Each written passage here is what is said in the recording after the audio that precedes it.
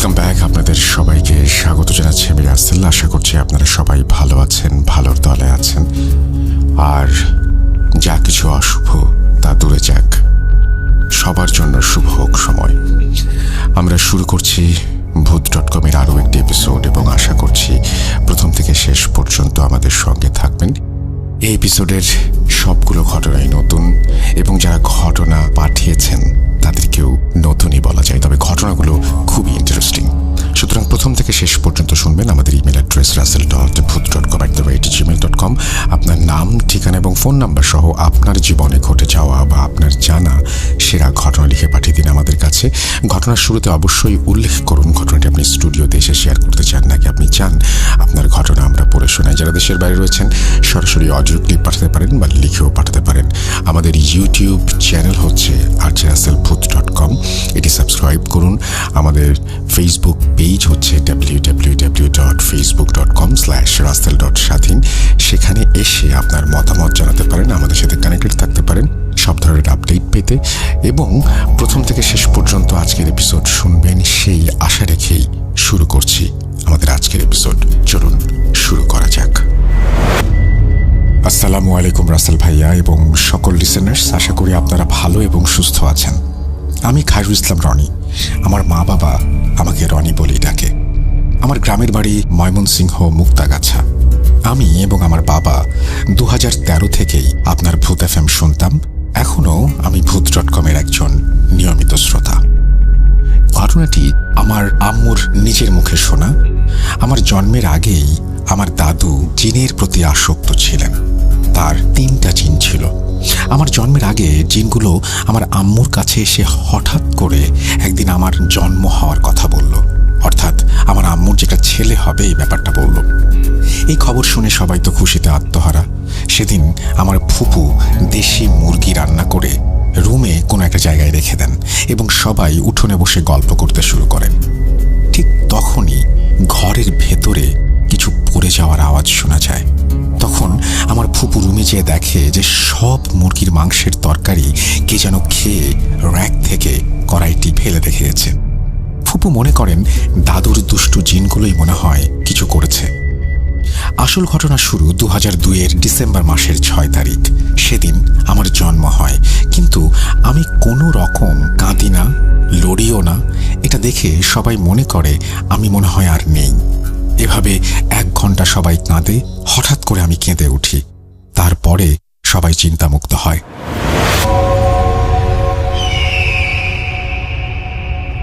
আমি এখন স্বাভাবিকভাবে বড় হচ্ছি।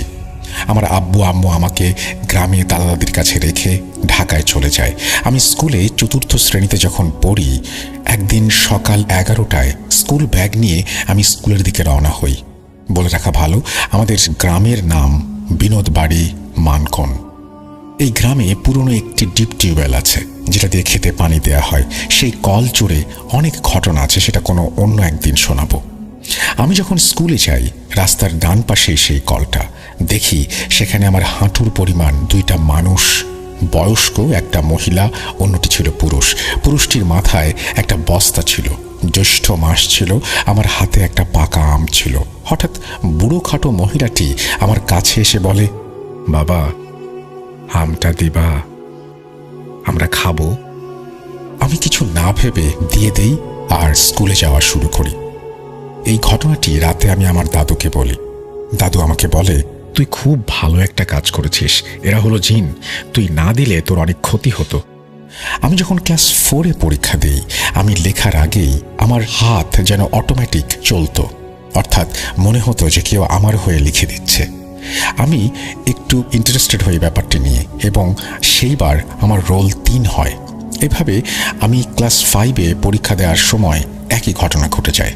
এসব আমার বাবাকে ফোনে বলার পর আমার বাবা আমাকে ঢাকায় নিয়ে আসেন। আমার বাবা মা দিয়াবাড়িতে থাকতো। দিয়াবাড়ি খালপাড় একটি স্কুল, ব্রাইট হেভেন ইন্টারন্যাশনাল স্কুলে ক্লাস 6-এ আমি ভর্তি হই। ভালোই দিন কাটছিল, কিন্তু পরীক্ষা দেওয়ার সময় এখন আর আগের মতো সেই ব্যাপারটি ঘটে না। সাল 2016। একদিন আমার বন্ধুর সাইকেল দিয়ে বাসা থেকে স্কুলে পরীক্ষা দিতে যাওয়ার সময় আমাদের সাইকেলকে একটি প্রাইভেট কার ধাক্কা দেয়। আমার বন্ধু আগেই লাফ দেয়, কিন্তু আমি সাইকেলের নিচে পড়ে যাই এবং আমার পা সাইকেলের চেইনে আটকে যায়। আমার পায়ের কেডস ছিঁড়ে ভেতরের চামড়া মাংস সহ ফেরে যায়। আমি অনেক ভয় পেয়ে চিৎকার করি। পরে রিক্সা করে আমাকে ট্রিটমেন্ট করিয়ে বাসায় নিয়ে আসা হয়। সেদিন রাতে ঘুমিয়ে আছি, হঠাৎ আমার ঘুম ভেঙে যায় ওয়াশরুমে যাবার প্রয়োজনে। আমি আম্মুকে বলি আমি ওয়াশরুমে যাব। বাড়ির সামনে পচা একটা বিল ছিল, সেখানে আস্তে আস্তে যাওয়ার সময় হঠাৎ আমি কিছুতে পা দিই। দেখি একটা বেড়াল আমার পায়ের নিচে পড়ে এক লাফে 7 তলা বিল্ডিংয়ের ওপরে উঠে গেল। একটু সময়ের মধ্যে অনেক লম্বা আকাশ ছোঁয়া একটা কালো মানুষের মতো হয়ে যায়। আমি অনেক ভয় পাই। ঠিক তখনই একটা কাটা হাত আমার সামনে আসতে থাকে। আমি রুমের ভেতরে ঢুকে জোরে করে দরজা লাগিয়ে দিয়ে কোনো একটা ফাঁকা জায়গা দিয়ে দৃশ্যটা দেখি। আমার আম্মু বলেন, কি হয়েছে বাবা? আমি আম্মুকে বলতে যাব, এমন সময় দরজায় একটি হাত এসে আমার গলা চেপে ধরে। আমি জ্ঞান হারাই। আমার জ্ঞান ফিরে 2 দিন পর বাংলাদেশ মেডিকেলে। আমার কালো জ্বর ধরা পড়ে। আমি আর আমার আম্মু মেডিকেলে থাকি, আব্বু বাইরে কাজে। একদিন আমার আব্বু আমার জন্য খাবার কিনে এনে আমাকে দেখতে আসে। সেদিন রাত 11টা। আমার আব্বু চলে যাবে, এমন সময় আব্বুর টয়লেটে যাবার প্রয়োজন হয়। তিনি টয়লেটে যান এবং দরজা খুলতে গিয়ে দেখেন দরজা খোলা অবস্থাতেই ভেতরে একটি লোক বসে আছে। আব্বুর খুব রাগ হয়। তিনি অন্য একটি টয়লেটে যান এবং সেই টয়লেটের দরজা খুলেও দেখেন ভেতরে সেই একই ব্যক্তি বসে আছে। আব্বু ভয় পেয়ে অন্য টয়লেটের দরজা খুলে দেখেন আবারও সেই একই ব্যক্তি। আব্বু রাগ হয়ে ওই ব্যক্তিকে বলেন, আপনার টয়লেট হয় নাই? ওই ব্যক্তিটি মুখ ঘুরিয়ে আব্বুর দিকে তাকায়। আব্বু আমাকে বলেছিল ওই লোকের মাথা থেকে গলা অবধি কোনো চামড়া ছিল না, শুধু মাংসের মতো। আব্বু ভয় পেয়ে তাড়াতাড়ি বিদায় নেয়। আমি 13 তলায় বেডে। আব্বু নিচে নেমে তাড়াতাড়ি রিকশায় উঠল। রিকশায় শুধু যাত্রী আছে, কিন্তু চালক নেই। আব্বু রিকশায় উঠে যাত্রীকে বলল, ড্রাইভার কোথায়? লোকটা মুখ ঘুরায়। আব্বু দেখেন সেই একই ব্যক্তি। আব্বু অনেক ভয় পায় এবং তাড়াতাড়ি করে অন্য একটা রিকশা খুঁজে উঠে পড়ে। চালককে বলল, তাড়াতাড়ি আমাকে খালপাড় ব্রিজের কাছে নিয়ে চলো। চালকটি মুখ ঘুরায়। আব্বু ভয় পান। দেখেন সেই ব্যক্তিটি আব্বুর দিকে তাকিয়ে অট্ট হাসি দিচ্ছে।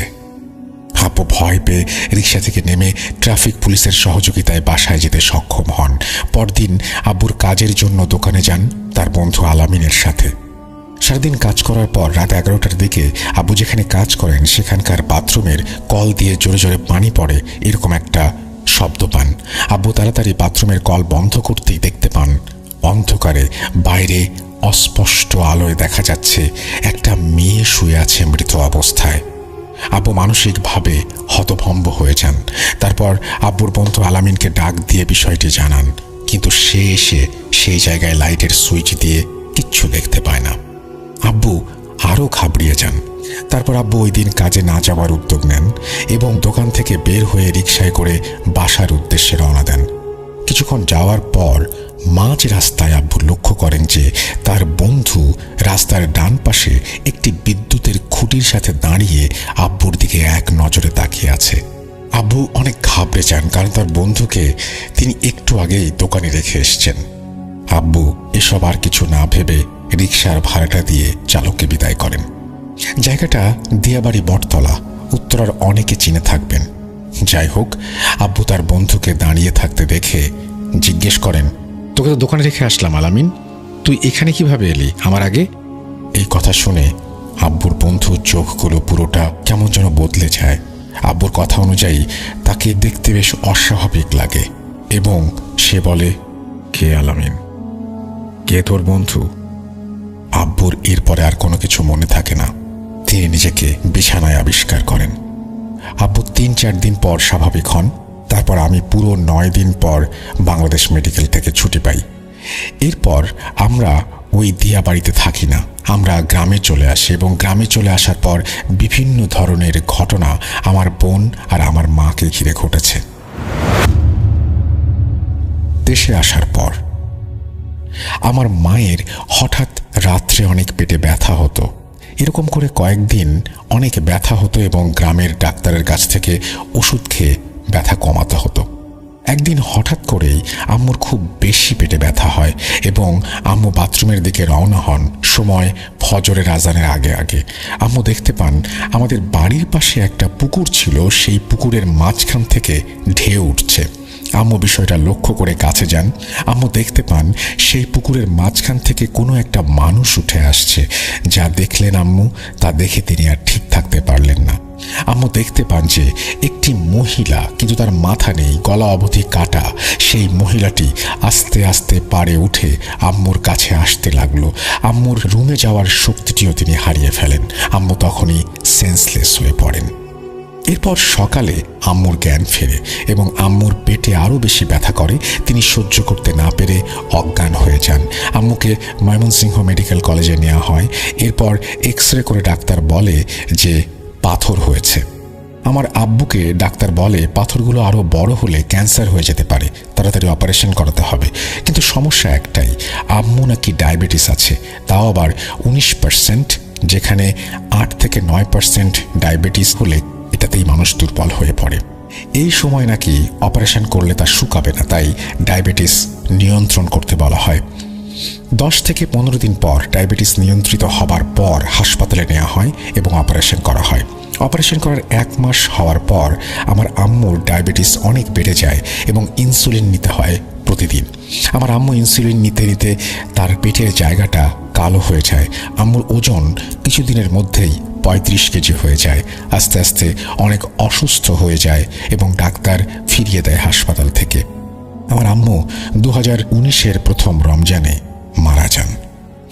রমজান শেষ হলে ঈদের 13 দিন পর আমার বোন রাত্রে টয়লেটে যাবার প্রয়োজন হয় এবং আমাকে বলে, ভাইয়া তুমি বাইরে দাঁড়িয়ে থাকবে।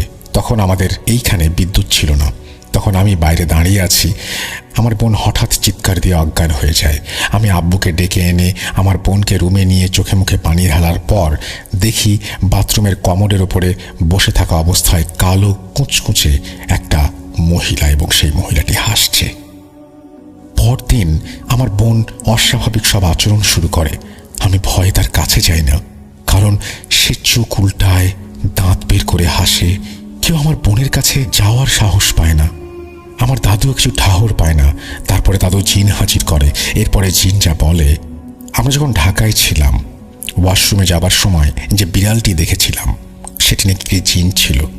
দাদু আমার বোনের থেকে এবং পরিবারের সবার থেকে সরে যাওয়ার কথা বললে সে বলে, আমি হিন্দু ধর্মের জিন, তুই যদি সোমবার রাতে তোদের এলাকার চিতার নিচে এক কোপে একটা পাঁঠার মাথা আলাদা করে দিতে পারিস তাহলে আমি চলে যাব। যথাসম্ভব এসব করার পর আর কোনো সমস্যা হয়নি এবং আমার দাদু আমাদের 2 ভাই বোনকে 2টা তাবিজ দেয়। 2021 জানুয়ারির 1 তারিখ আমার দাদু মারা যান। রাসেল ভাইয়া এবং সম্মানিত লিসেনার্স, আপনারা দোয়া করবেন যেন আল্লাহ তাআলা আমার মা এবং দাদুকে জান্নাতুল ফেরদৌস নসিব করেন, আমিন। আজকের মতো বিদায় নেব। আমি জীবনে প্রথম এত কষ্ট করে টাইপ করলাম। আমি কিছু গুছিয়ে বলতে পারি না, লিখতে পারি না। ভুল হলে অবশ্যই মাফ করবেন। ভালো লাগলে পড়ে শোনাবেন।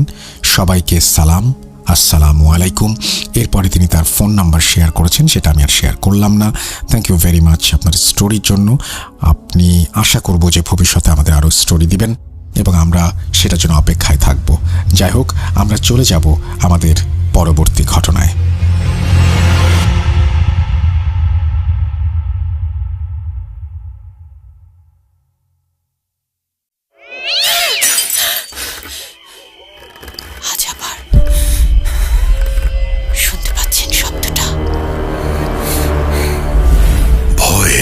আরেক নাম ভূত.com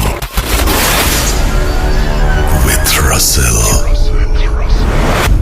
আরও একবার আপনাদের সবাইকে স্বাগত জানাচ্ছি। আমি রাসেল। আশা করছি আপনারা সবাই ভালো আছেন, ভালোর দলে আছেন। প্রথম ঘটনাটা আশা করছি আপনাদের অনেক ভালো লেগেছে, কারণ ঘটনাটা খুবই অদ্ভুত, একটু অন্যরকম। আমরা মাঝখানের সময়টা একেবারে থেমে গিয়েছিলাম, আপনারা সবাই জানেন। তারপরে আবারও এই যে শুরু করে ওঠা, সে সেটা এখনও মনে হয় পুরোপুরি পারিনি, তারপরে আপনারা ঘটনা পাঠাচ্ছেন, সেগুলো নিয়ে সামনে এগিয়ে যাচ্ছি। আর অনেকেই আমাদের ঘটনা পাঠান, সেই ঘটনা হয়তো প্রচার করতে আমাদের দেরি হয়, কিন্তু অনেকেই ভাবেন যে আপনার ঘটনাটা মনে হয় আর প্রচারিত হবে না। ব্যাপারটা এরকম না একেবারেই। আর আপনারা অনেকেই বলেন যে আপনাদেরকে জানাতে, কিন্তু যখন আমরা জানাই যে কবে প্রচার হবে, আমরা যখন জানাই তখন আবার দেখি যে আপনাদের ওই দিক থেকে খুব কমই রেসপন্স পাই। যার কারণে আপনারা যদি রেগুলার শোনেন বা আপনারা যদি আমাদের ইউটিউব চ্যানেলটি চেক করেন বা সাথে নিয়ে এসে যদি একটু খোঁজ নেন, তাহলে দেখতে পারবেন যে আপনার ঘটনাগুলো প্রচারিত হচ্ছে কিনা।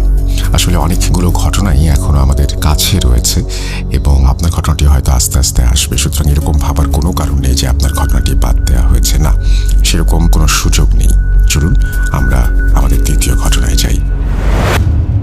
রাসেল ভাই, আমি শিমুল, থাকি ঢাকায় মোহাম্মদপুরে। ভূত.com আমার অনেক ফেভারিট একটা শো। এখন পর্যন্ত প্রত্যেকটা এপিসোড শুনেছি। আপনার কণ্ঠে ঘটনা শুনতে ভালো লাগে। আমি চাই আমার এই ঘটনাটি আপনি পড়ে শোনান। আমার গ্রামের বাড়ি কুড়িগ্রামে। ছেলেবেলায় স্কুল ছুটি হলে বেড়াতে যাওয়া হতো, নানা বাড়ি, মামা বাড়ি, খালা বাড়ি। সে সময় নানার বা মামার মুখে শুনতাম গা ছমছমে অনেক ঘটনা। আমার একটা ঘটনা এখনো মনে আছে, জিন্দা পীরের ঘটনা। গ্রামের বয়োবৃদ্ধ অনেকেই এই ঘটনার সত্যতা স্বীকার করে এখনো। জিন্দা পীরের অতীত গ্রামের কেউ জানেন না। এক রাতে তিনি খুব ভোরে গ্রামে আসেন।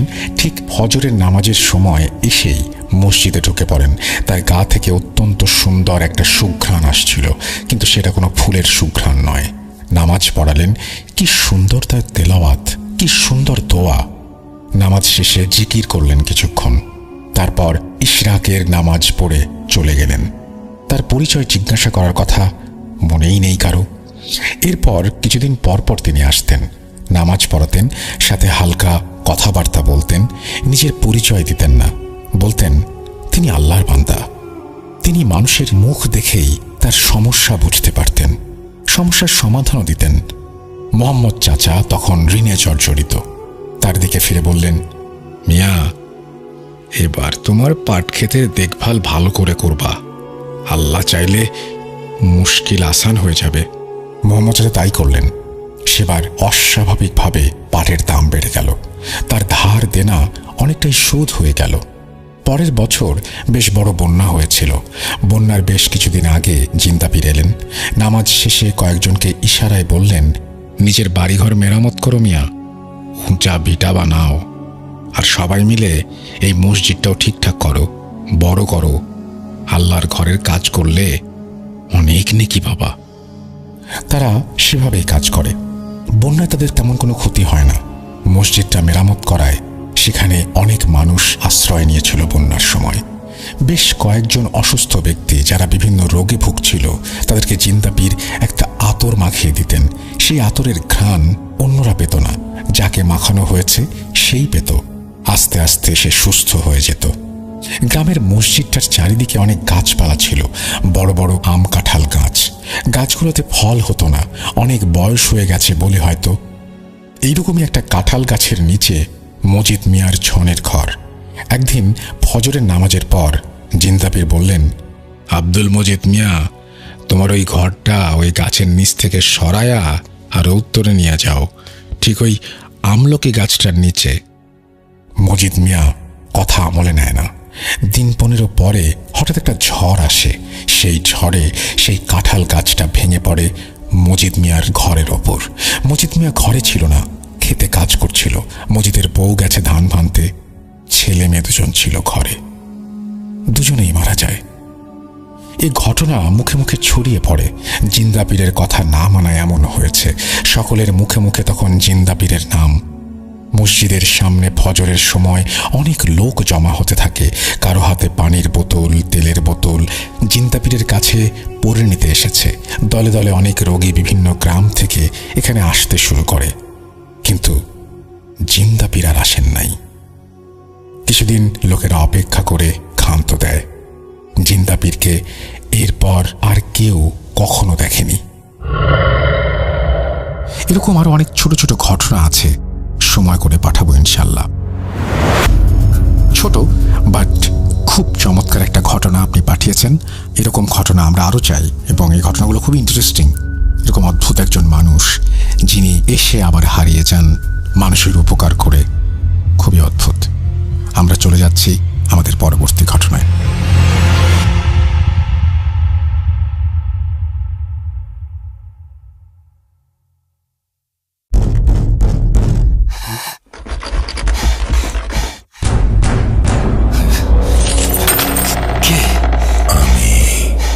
অশরীরী দেখতে পাবে না কবু, এত কাল ধরে শুনছো, শুনতে কি পাও না তবু? আমি রাসেল, আবারও রাতের আঁধারে ভয়ের রাজ্য ফুঁড়ে ফিরেছি সেই পুরনো সুরে।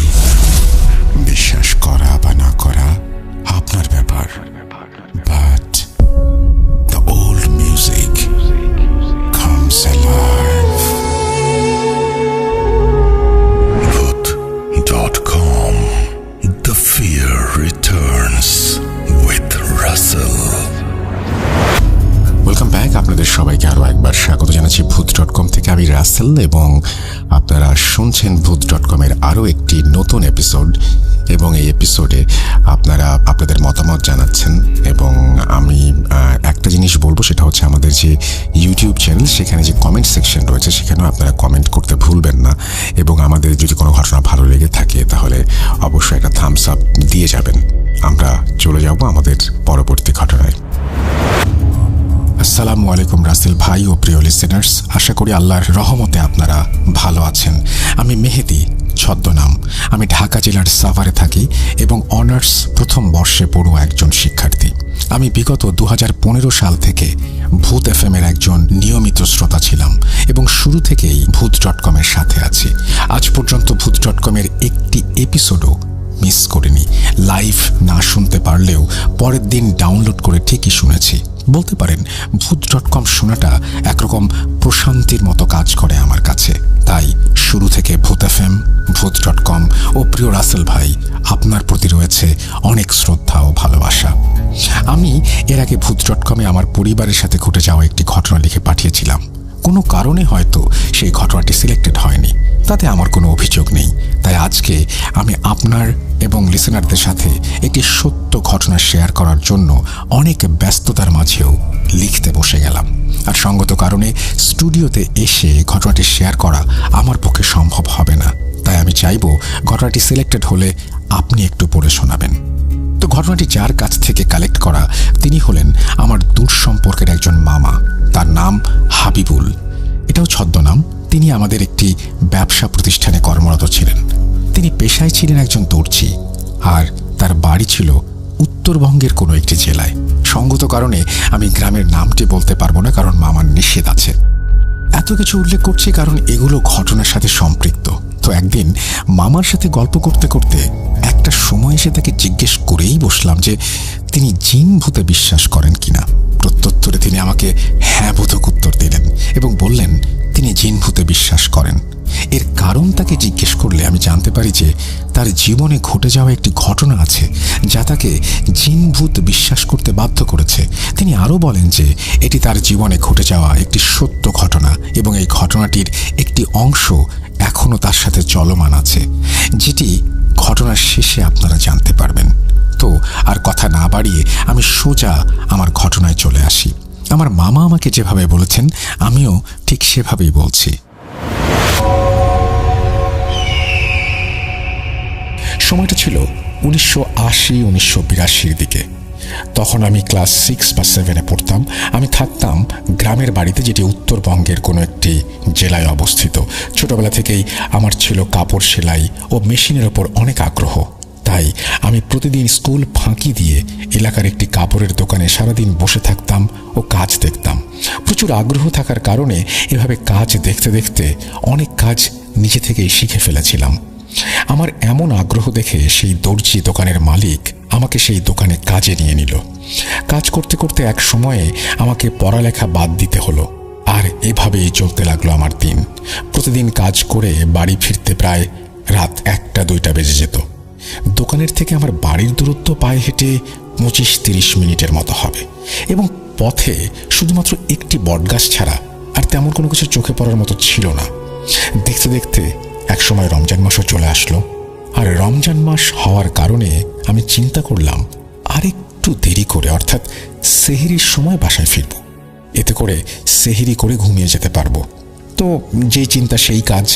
আমি প্রায় প্রতিদিনই সেহরির সময়ে বাসায় ফিরে সেহরি করে ঘুমিয়ে যেতাম। এমনি এক রাতে আমি বাড়ি ফিরছিলাম। রাত তখন 3টার মতো বাজে, আর গ্রামের রাত 3টা মানে গভীর রাত। চারিদিকে শুনশান নীরবতা, পুরো রাস্তায় একজন মানুষও নেই। হাঁটতে হাঁটতে একসময় যখন আমি সেই বট গাছের কাছাকাছি এলাম, দেখলাম একটি কুচকুচে কালো কুকুর আমার পেছন পেছন আসছে। কুকুরটি দেখতে স্বাভাবিকভাবেই অন্য কুকুরের মতোই ছিল। আমি ভাবলাম, ব্যাপার কি, এতদিন থেকে এই রাস্তায় চলাচল করছি, কখনো তো কুকুর দেখা যায়নি। হাঁটার এক পর্যায়ে লক্ষ্য করলাম আমি থেমে গেলে কুকুরটিও থেমে যায়, আবার আমি হাঁটা শুরু করলে কুকুরটিও হাঁটতে শুরু করে।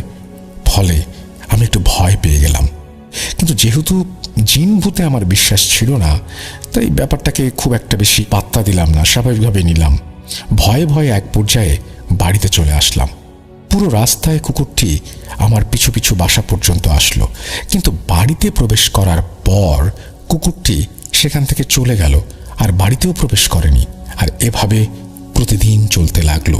কুকুরটা প্রতি রাতেই বাড়ি পর্যন্ত এসে চলে যেত, কিন্তু বাড়িতে প্রবেশ করত না। দিনের বেলাতে কিন্তু দোকানে যাওয়ার সময় সেই কুকুরটিকে কখনোই দেখতে পেতাম না। শুধুমাত্র রাতের বেলা বাড়ি ফেরার সময় কুকুরটির দেখা পেতাম। এখানে বলে রাখা ভালো যে কুকুরটা কখনো আমার কোনো ক্ষতি করেনি, আর কুকুরটার দ্বারা যেহেতু কোনো ক্ষতি হয়নি, তাই ব্যাপারটা আমি খুব স্বাভাবিকভাবেই নিতাম। তো এক রাতে আমি প্রতিদিনের মতো বাড়ি ফিরছিলাম, সেই কুকুরটিকে আমি কোথাও দেখতে পেলাম না। চিন্তা করলাম, তাহলে আজকে কুকুরটা বোধহয় আসেনি। চিন্তা করতে করতে হাঁটছিলাম, হঠাৎ বটগাছ পর্যন্ত আসতেই দেখলাম দূরে সাদা কিছু একটা আমার দিকে আসছে। ভালো করে লক্ষ্য করে দেখলাম একজন যুবক আমার দিকে আসছে। যুবকের পরনে ছিল সাদা জোব্বা আর সাদা টুপি। যুবকটি দেখতে ছিল খুবই সুদর্শন আর অনেক লম্বা। আমি চিন্তা করলাম, এত রাতে এই রাস্তায় তো কারো থাকার কথা না। ভাবতে ভাবতে সেই যুবকটি আমার কাছে এসে পড়ল এবং সামনাসামনি দেখায় সে আমাকে লম্বা সালাম জানালো। আমি খুব অবাকই হলাম এবং সালামের উত্তর দিলাম। আমি তার দিকে এক দৃষ্টিতে তাকিয়ে রইলাম। তখন যুবকটি আমাকে মুচকি হেসে বলল, আপনি কি ভেবেছেন আমি জানি, আপনার সব প্রশ্নের উত্তর দিচ্ছি। আমার নাম ইসমাইল। বাজারের দিকে যে মসজিদটা আছে, আমি সেই মসজিদেই থাকি এবং আমি সেখানকার মুয়াজ্জিন। একটু পরে সেহরির সময় হবে, তাই মসজিদে যাচ্ছি এলাকার সকলকে ডেকে দেওয়ার জন্য। এগুলো বলেই সে আবার সালাম দিয়ে চলে গেল। আর আমি কি বলবো কিছুই বুঝতে পারছিলাম না, কারণ একে তো অচেনা একজন মানুষ, তার উপরে আবার সেই সকল প্রশ্নের উত্তর দিয়ে গেল যেগুলো আমি মনে মনে ভাবছিলাম। ভাবতে ভাবতে তাকিয়ে রইলাম চলে যাওয়া যুবকের দিকে, আর সেও অন্ধকারে মিলিয়ে গেল। এগুলো ভাবতে ভাবতে বাসায় চলে এলাম। কেন জানি না প্রচণ্ড মাথা ব্যথা করছিল, তাই সেই রাতে কোনো রকম খেয়ে ঘুমিয়ে গেলাম। পরদিন একটু দেরিতে ঘুম ভাঙলে বালিশের কাছ থেকে মোবাইলটা নিয়ে দেখি 1টা বাজে। উঠে ফ্রেশ হয়ে চলে গেলাম দোকানে। দোকানে গিয়ে ঢুকতেই অবাক হয়ে গেলাম, গত রাতের সেই যুবকটি দোকানে আগে থেকেই বসে আছে। দেখতে আমাকে জিজ্ঞেস করলো, কেমন আছেন, আর মাথা ব্যথা ঠিক হয়েছে? এই দিক দিয়ে যাচ্ছিলাম, ভাবলাম আপনার সাথে দেখা করে যাই। আমি আবারও অবাক হয়ে গেলাম, সে আমার মাথা ব্যথার কথা কিভাবে জানলো, আর আমি এই দোকানে কাজ করি সেটাই বা জানলো কিভাবে? এগুলো ভাবতে ভাবতে যুবকটিকে কিছু বলার আগে সে বলে উঠল, আজ আসি, অনেক দেরি হয়ে গেছে, বলেই সে উঠে চলে গেল। এভাবেই আরেকটি দিন চলে গেল। রাতে আবারও সেই যুবকের সাথে দেখা। মনের মধ্যে অনেক প্রশ্ন। ভাবছিলাম পরের বার তাকে খুঁজে পেলে সব জিজ্ঞেস করব। ভাবতে ভাবতে তার সাথে আবারও একই জায়গায় দেখা, কিন্তু তার সামনাসামনি দেখা হলে কেন জানি না সব প্রশ্ন গোলমাল হয়ে যায়। নিজের মধ্যে একটা ঘোর কাজ করে। হঠাৎ যুবকটি আমাকে বলে উঠল, চলেন আপনাকে বাসা পর্যন্ত এগিয়ে দিয়ে আসি। আমি কোনো কথা বললাম না, শুধু মাথা নাড়িয়ে হ্যাঁ বোধক উত্তর দিলাম। হাঁটতে হাঁটতে এক পর্যায়ে যুবকটি আমাকে বলল, হাবিবুল ভাই, আমি জানি আপনার মনে আমাকে নিয়ে অনেক কৌতূহল, আর তাই এখন শুধু একটা কথাই বলবো, সময় হলে আপনার সকল প্রশ্নের উত্তর পেয়ে যাবেন। আশা করি আজকে আর কিছু জানতে চাইবেন না। তারপর সে আমাকে বাড়ি পর্যন্ত এগিয়ে দিল। আমি তাকে বাড়িতে আসতে বললাম, কিন্তু কিছুতেই সে বাড়িতে আসতে চাইছিল না। সে বলল, সেহরির সময় হয়ে গেছে ভাই, মসজিদে যেতে হবে, অন্যদিন আসব বলেই চলে গেল। এভাবে কিছুদিন কেটে গেল, কিন্তু আমার প্রশ্নের উত্তর পেলাম না। মনে মনে অনেক কিছু ভেবে রাখলাম, এরপর দেখা হলে তাকে জিজ্ঞেস করব। তারপর সেদিনই তার সাথে আমার আবার দেখা, কিন্তু প্রতিবারের মতো এবারও আমি সবকিছু ভুলে গেলাম। কি জিজ্ঞেস করব কিছুতেই মনে করতে পারছিলাম না। হঠাৎ যুবকটি আমাকে বলল, আগামীকাল তার সাথে একটা জায়গায় যাওয়ার জন্য। আমি জিজ্ঞেস করলাম কোথায়। সে উত্তর দিল, করতোয়া নদীর ওপরে একটা নতুন সেতু তৈরি হচ্ছে, আগামীকাল সেটার উদ্বোধন হবে, সেটাই দেখতে যাব। আমি আর কোনো কথা না বাড়িয়ে বলে দিলাম, ঠিক আছে, যাব। কিন্তু আমি কি জানতাম যে সেদিন আরও অবাক করা বিষয় আমার জন্য অপেক্ষা করছিল। তারপর সেই যুবক চলে গেল, আর সেই দিন রাতে তার সাথে আমার দেখা হলো না। এখানে বলে রাখা ভালো, সঙ্গত কারণে উল্লেখ্য সেতুটির নাম আমি লিসেনারদের বলতে পারছি না, এবং ঘটনার শেষে আমি সেই সেতুটির ছবি আপনাকে পাঠিয়ে দেব। পরদিন যথাসময়ে আমি সেখানে পৌঁছে গেলাম, যেখানে যুবক ছেলেটি আমাকে যেতে বলেছিল। আমি গিয়ে দেখলাম আমার আগে থেকেই ছেলেটা ওইখানে যেয়ে আমার জন্য অপেক্ষা করছে। তারপর যুবক আমাকে বলল, ভাই এসেছেন, চলেন তাহলে যাওয়া যাক। আমরা হাঁটতে হাঁটতে সেতুটির দিকে আগাচ্ছিলাম। এখানে বলে রাখছি, যেহেতু সেতুটি উদ্বোধন ছিল ওই দিন, তাই সরকারি লোকজন ও মন্ত্রী না আসা পর্যন্ত সেতুটি চারিদিক থেকে লাল ফিতায় বাঁধা ছিল, এবং চারিদিকে অনেক আইন শৃঙ্খলা রক্ষাকারী বাহিনী ছিল, এবং জায়গাটা ঘেরাও করা ছিল, ভেতরে কাউকে প্রবেশ করতে দেওয়া হচ্ছিল না। তারপরে এক সময় আমি ইসমাইল ভাইকে বললাম, সেতু উদ্বোধন না হওয়া পর্যন্ত তো কাউকে সেতুতে উঠতে দেবে না, বরং আমরা এখানে দাঁড়াই, উদ্বোধন শেষে আমরা যাব। তখন ইসমাইল ভাই বললেন, কোনো সমস্যা নেই, আপনি আমার সাথে আসুন, কেউ কিছু বলবে না। আমি ভাবলাম সে হয়তো মজা করছে, আমি যেতে চাইলাম না। পরে জোরাজুরির এক পর্যায়ে আমি তার সাথে গেলাম। দেখি আমি পুরো অবাক হয়ে গেলাম। আমরা দুইজন আইন শৃঙ্খলা বাহিনীর সামনে দিয়ে সেই ফিতা ক্রস করে সেতুতে প্রবেশ করলাম, কিন্তু কেউ আমাদের দেখছে না বা কিছু বলছেও না। পুরো ফাঁকা সেতু, এপার থেকে ওপার দেখা যাচ্ছে, আমরা দুইজন ছাড়া আর কেউ নেই সেই সেতুতে। বেশ ভালোই লাগছিল। আমরা দুইজন সেতুটির এক প্রান্ত থেকে অপর প্রান্ত পর্যন্ত হেঁটে এলাম, সেতুর সীমানার বাইরে। তারপর এক সময়ে সরকারি লোকজন ও মন্ত্রী এসে সেতুটি উদ্বোধন করলো, আর আমরাও সেখান থেকে চলে আসি। সেদিন আর দোকানে যাইনি, ইসমাইল ভাইকে বিদায় দিয়ে সোজা বাসায় চলে আসলাম। রাতে ঘুমানোর সময় হঠাৎ মনে পড়ল আজকের কথা, কিভাবে শুধুমাত্র আমরা দুইজন সেই সেতুতে প্রবেশ করে চলে এলাম, আর এত মানুষ থাকা সত্ত্বেও কেউ আমাদের দেখল না কেন? আবারও আমার মনের মধ্যে প্রশ্নগুলো জাগ্রত হলো। এসব ভাবতে ভাবতে সেই রাতের মতো ঘুমিয়ে গেলাম। পরদিন তাকে সব জিজ্ঞেস করব বলে মনে মনে দৃঢ় প্রতিজ্ঞা করলাম, যেই কথা সেই কাজ। রাতে তাড়াতাড়ি দোকান থেকে ছুটি নিলাম বাড়িতে চলে যাওয়ার জন্য। মনে মনে ইসমাইল ভাইয়ের জন্য অপেক্ষা করছিলাম, তার বাড়ির পথে হাঁটছিলাম। প্রতিদিনের মতোই হুট করে কোথা থেকে যেন ইসমাইল ভাই এসেও পড়লেন। আজকে আর কিছুই ভুললাম না আমি। তার সাথে দেখা হতেই আমি শক্ত করে তার একটা হাত চেপে ধরলাম এবং খুব রাগান্বিত হয়ে প্রশ্ন করে বসলাম, তুমি কে? সত্যি করে বলো তো, আর আমার পিছনে কেন পড়েছ? সে কোনো উত্তর দিল না। আমি আবারও প্রশ্ন করলাম, কি হলো, বলছো না কেন? তাতেও তার কোনো উত্তর ছিল না, শুধু মুচকি হাসি। এটা দেখে আমার রাগ বেড়ে গেল। আমি তাকে বললাম, তুমি যেই হও না কেন, আজকের পর থেকে আর কোনো দিন যেন তোমাকে আমার আশেপাশে না দেখি। বলেই চলে আসতে লাগছিলাম, তখনই সে আমার একটা হাত ধরে টান দিল আর মুচকি হেসে বলল, দাঁড়ান, একদিন আপনাকে বলেছিলাম যে সময় হলে ঠিকই সব প্রশ্নের উত্তর পাবেন, আর আজকে সেই সময় এসে গেছে। আমার সাথে চলুন। কোথায় যাব? আহা, ভয় পাবেন না, চলুন।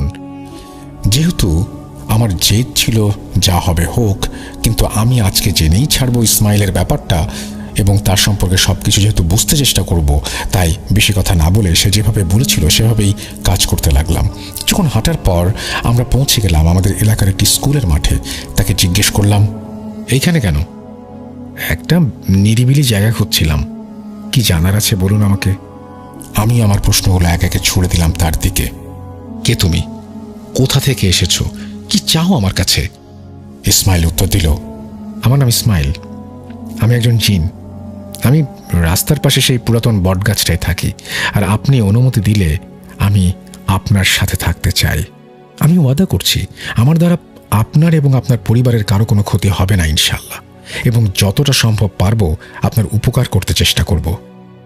ইসমাইলের মুখে সব কথা শুনে আমার পায়ের নিচ থেকে মাটি সরে গেল। আমার পুরো শরীর ভয়ে ঠান্ডা হয়ে গেল, আর আমি থরথর করে কাঁপছিলাম। মনে হচ্ছিল যেন আমি আর এই দুনিয়াতে নেই, একটা ঘোরের মধ্যে চলে গেছি। তারপর আর কোনো কিছু মনে নেই আমার। মনে হলো সেন্সলেস হয়ে গেলাম। জ্ঞান ফিরেছে কখন জানি না। জ্ঞান ফিরতে আমি দেখলাম আমি এখনো সেই স্কুলের মাঠেই শুয়ে আছি, আর আমার সামনে ঠায় দাঁড়িয়ে আছে ইসমাইল নামক সেই জিনটি। এক মুহূর্তের মধ্যে আমার সবকিছু মনে পড়ে গেল। হুঁশ ফিরতে ইসমাইল আমাকে বলল, আমাকে ভয় পাবেন না, আমি আপনার কোনো ক্ষতি করব না। আমার আপনাকে মানুষ হিসেবে খুবই ভালো লেগেছে, আর আমি আপনার সাথে একজন ভালো বন্ধু হয়ে থাকতে চাই। আমি ওয়াদা করছি আমি বেঁচে থাকতে আমার দ্বারা আপনার কোনো ক্ষতি হবে না। দয়া করে আমাকে না করবেন না। এরপর থেকে আজ পর্যন্ত সেই জিন এখন আমার সাথেই আছে, আর সে কোনো দিন আমার কোনো ক্ষতি করেনি। আর হয়তো এখন সে আমাদের সাথে থেকে আমাদের কথোপকথনও শুনছে। এই বলে মামা তার ঘটনাটি শেষ করেন। এই ছিল আমার মামার জীবনে ঘটে যাওয়া একটি সত্য ঘটনা। জানি না কতটুকু গুছিয়ে লিখতে পেরেছি, কিন্তু অনেক কষ্ট করে গুছিয়ে লেখার চেষ্টা করেছি। নিজের অজান্তে লেখার কোনো ভুল হলে আমি প্রিয় রাসেল ভাই ও লিসেনারদের কাছ থেকে ক্ষমা চেয়ে নিচ্ছি। আমার কাছে আরও কিছু ঘটনা আছে, সময় করে এক এক করে লিখে পাঠাবো। ধন্যবাদ প্রিয় রাসেল ভাই। ভূত.com দীর্ঘজীবী হোক। থ্যাংক ইউ ভেরি মাচ আপনার স্টোরির জন্য, এবং আশা করব যে এই স্টোরিটা আপনাদের ভালো লেগেছে। এটা পছন্দ হবার মতোই একটা স্টোরি, এবং আমি চাই যে আপনার কাছ থেকে আরও অনেক ঘটনা পরবর্তীতে পেতে, কারণ এই ধরনের ঘটনাগুলো মানুষ খুবই পছন্দ করেন। আমি ব্যক্তিগতভাবে খুব পছন্দ করি। আমার পড়ার সময় খুব অদ্ভুত রকমের একটা ভালো লাগা কাজ করছিল। আশা করছি আপনি এখন থেকে রেগুলার আমাদের ঘটনা পাঠিয়ে দেবেন। আমরা চলে যাব আমাদের পরবর্তী ঘটনায়।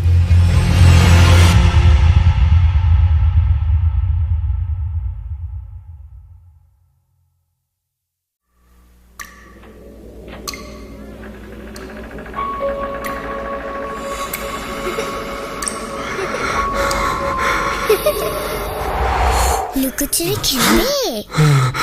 লুকোচুরি তুমি লুকাও, আমি ঠিকই তোমাকে খুঁজে পাবো।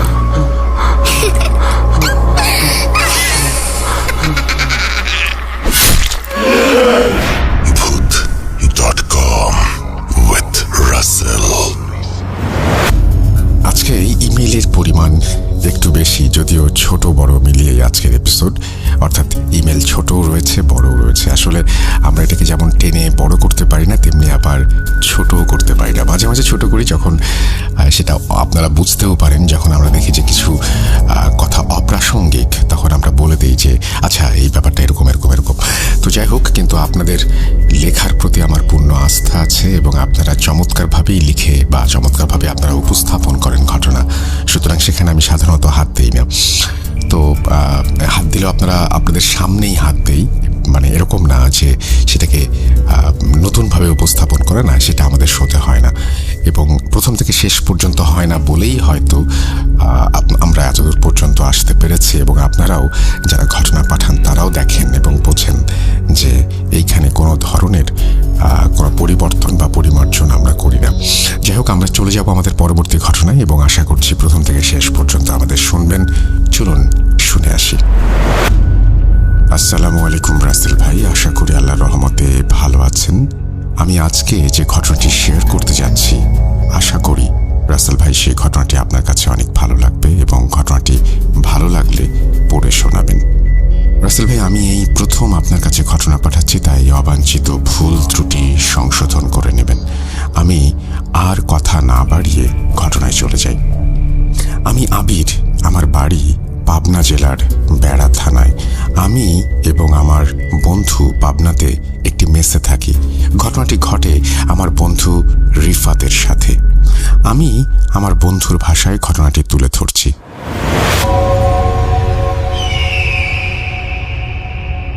ঘটনাটি ঘটে 14 জুলাই 2022। 10 জুলাই দিনটি ছিল ঈদের দিন। জরুরি ভিত্তিতে কলেজের একটু কাজের জন্য আমাকে ঈদের 2 দিন পরে পাবনা যেতে হয়। আমি যখন পাবনাতে আমার মেসে যাই তখন দেখি মেসে আমি বাদে আর কেউ নেই। 2 তলাতে 2-3জন ভাইয়ারা ছিল মাত্র। আমি মেসে গিয়ে ফ্রেশ হয়ে দুপুরের খাবার হোটেলে খাই এবং রাতের খাবারও হোটেলেই খাই। রাতে খেয়ে এসে কলেজের কাগজপত্র গুছিয়ে আমি শুয়ে পড়ি। হঠাৎ রাত 12টার সময় আমার ঘুম ভেঙে যায়। সে সময় আমি ছাদে কারো হাঁটা চলার শব্দ পাই। আমি ভাবি দোতলার ভাইয়ারা হয়তো ছাদে গিয়েছে। এই ভেবে আমি আবার শুয়ে পড়ি। হঠাৎ দরজায় কি যেন নক করে। আমি দরজা খুলতেই দেখি আমার রুমমেট দরজার ওপাশে দাঁড়িয়ে। তাকে দেখে আমি রীতিমতো অবাক। আমি তাকে জিজ্ঞেস করলাম, কিরে, তুই এত রাতে বাড়ি থেকে কিভাবে আসলি? সে কোনো উত্তর না দিয়ে আমাকে শুয়ে পড়তে বলে এবং আমি তখন কোনো কিছু না ভেবে শুয়ে পড়ি। হঠাৎ করে লোডশেডিংয়ের কারণে অনেক গরম লাগে এবং আমার ঘুম ভেঙে যায়। ঘুম ভাঙলে আমি দেখি আমার রুমমেট আমার রুমে নেই।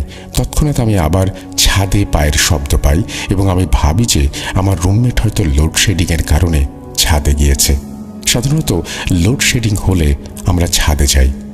আমি আমার রুমমেট ভেবে ছাদে যাই এবং এই ছাদে যাওয়াটাই ছিল হয়তো আমার জীবনের সবচেয়ে বড় ভুল।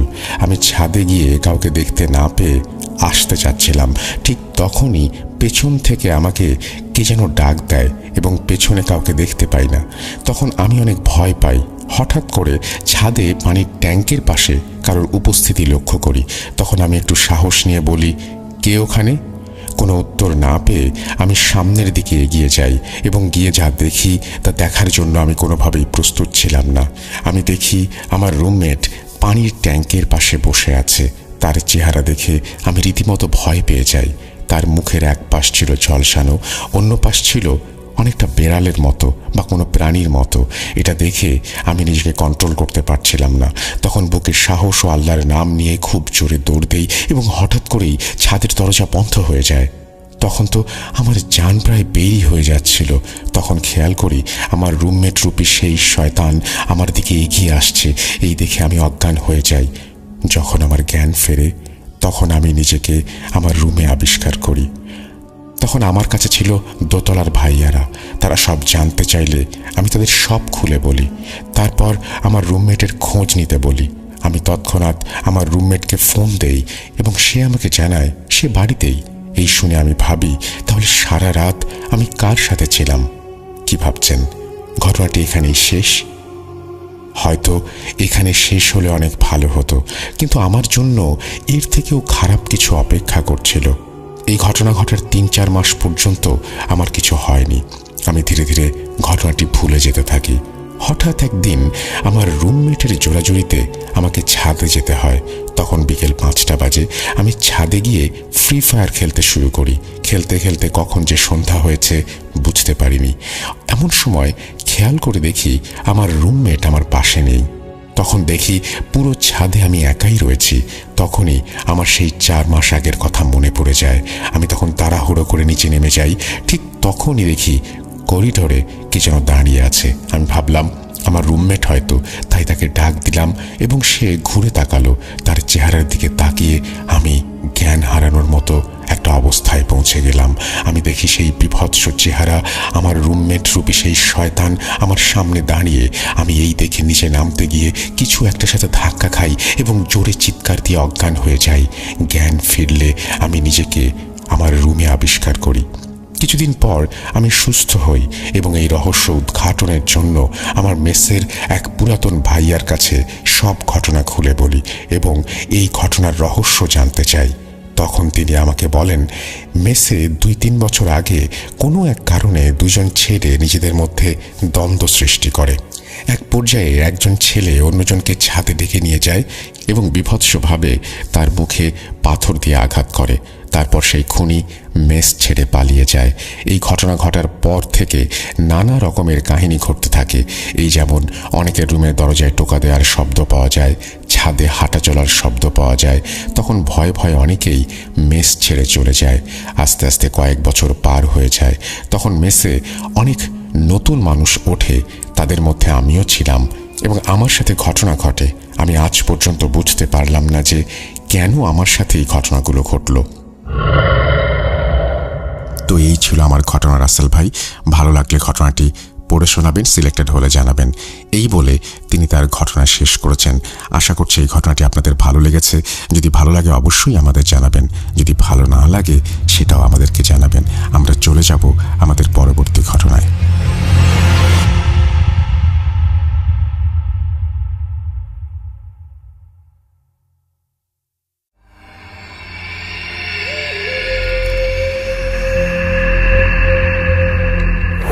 Bhoot.com with Russell. অবশেষে ইমেইলের পরে একটি অডিও ক্লিপ। আমরা ইদানিং কিন্তু বেশ ভালো কিছু অডিও ক্লিপ পাচ্ছি, সুতরাং আপনারা একেবারেই ভুলে যাবেন না যে অডিও ক্লিপটা আমাদের শোয়ের একটা অপরিহার্য অংশ এবং আমরা চাই যে আপনারা সবাই অডিও ক্লিপ পাঠান। অডিও ক্লিপ পাঠাতে হলে আমাদের ইমেল অ্যাড্রেসটা মনে রাখতে হবে, russell.bhoot.com@gmail.com। পাঠিয়ে দেবেন সেখানেই। কিভাবে পাঠাবেন? আপনার হাতে যে মোবাইল ফোনটি রয়েছে সেই মোবাইল ফোনে আপনার ঘটনাটি রেকর্ড করুন, তারপরে সেটি ইমেইল করুন আমাদেরকে। আর আমি চাইবো যে আপনারা যখন রেকর্ড করবেন একটু কোয়াইট প্লেসে করবেন। সাধারণত আপনারা সবই জানেন, তারপরেও বলে দিচ্ছি আর কি। কোয়াইট প্লেসে করলে যেটা হয়, নয়েজ আসে না, তখন আমাদের জন্য জিনিসটা অনেক বেটার হয় এবং যারা শোনেন তারাও অনেক ভালোভাবে শুনতে পারেন। যাই হোক, আমরা চলে যাব আমাদের প্রথম অডিও ক্লিপে। আসসালামু আলাইকুম রাসেল ভাই, আশা করি আপনি ভালো আছেন, কেননা আপনি সবসময় ভালো দলেই থাকেন। আমি মোহাম্মদ নিরুল আলী বলছি, ঢাকার মোহাম্মদপুর থেকে। আমি ভূত.com এর একজন নিয়মিত শ্রোতা এবং আমি ভূত FM এরও একজন নিয়মিত শ্রোতা ছিলাম। প্রায় 2015 সাল থেকে আমি আপনাদের সাথে আছি এবং প্রতিনিয়তই আমি আপনাদের প্রত্যেকটি ঘটনা শুনে থাকি। তবে এই ঘটনাটি মানে আমার প্রথম ঘটনা, যেটা আমি ভূত FM বা ভূত.com এ শেয়ার করতেছি, ভূত.com এ আর কি, কেননা এখন আপনার এই প্ল্যাটফর্মটাকে আমরা ভূত.com হিসাবেই সবাই চিনি আর কি। তো ভূত.com এ এই ঘটনাটা আমি এর আগেও শেয়ার করতে চেয়েছিলাম, কিন্তু কিছু কারণবশত দেখা যায় যে পরে আর শেয়ার করা হয় নাই। তবে আজকে আমি শেয়ার করতেছি ঘটনাটা পুরোপুরি একটি সত্য ঘটনা এবং আমি আশা করি যে আপনার এই ঘটনাটি ভালো লাগবে এবং আপনি সবার সাথে এই ঘটনাটি শেয়ার করবেন, তাহলে সবাই এই ঘটনাটি জানতে পারবে। তো ঘটনাটা মেনলি কালেক্ট করা আমার এক ভাই, বড় ভাই, ওনার নাম পরম ভাই আর কি। তো পরম ভাইয়ের কাছ থেকে মেনলি আমি ঘটনাটা কালেক্ট করছি। তো ঘটনাটা ঘটছে ওনার এক চাচাতো ভাইয়ের সাথে। তো উনি বলছে, আমি বলছিলাম যে ভাই আমি ঘটনাটা ভূত.com এ শেয়ার করব, কিন্তু উনি বলছে যে শেয়ার করার পারমিশন দিলেও উনি বলছে যে নামগুলো আছে ঘটনার, যে নামগুলা সেইগুলা অবশ্যই ছদ্মনাম হিসেবে ব্যবহার করতে এবং ঘটনাটি ঘটার স্থান বা যেখানে ঘটনাটা ঘটছে ওই জায়গাটার নাম ব্যবহার না করতে। আমি তো সেভাবে করে আমি ঘটনাটা শেয়ার করব ওনার ভাষ্য মতে।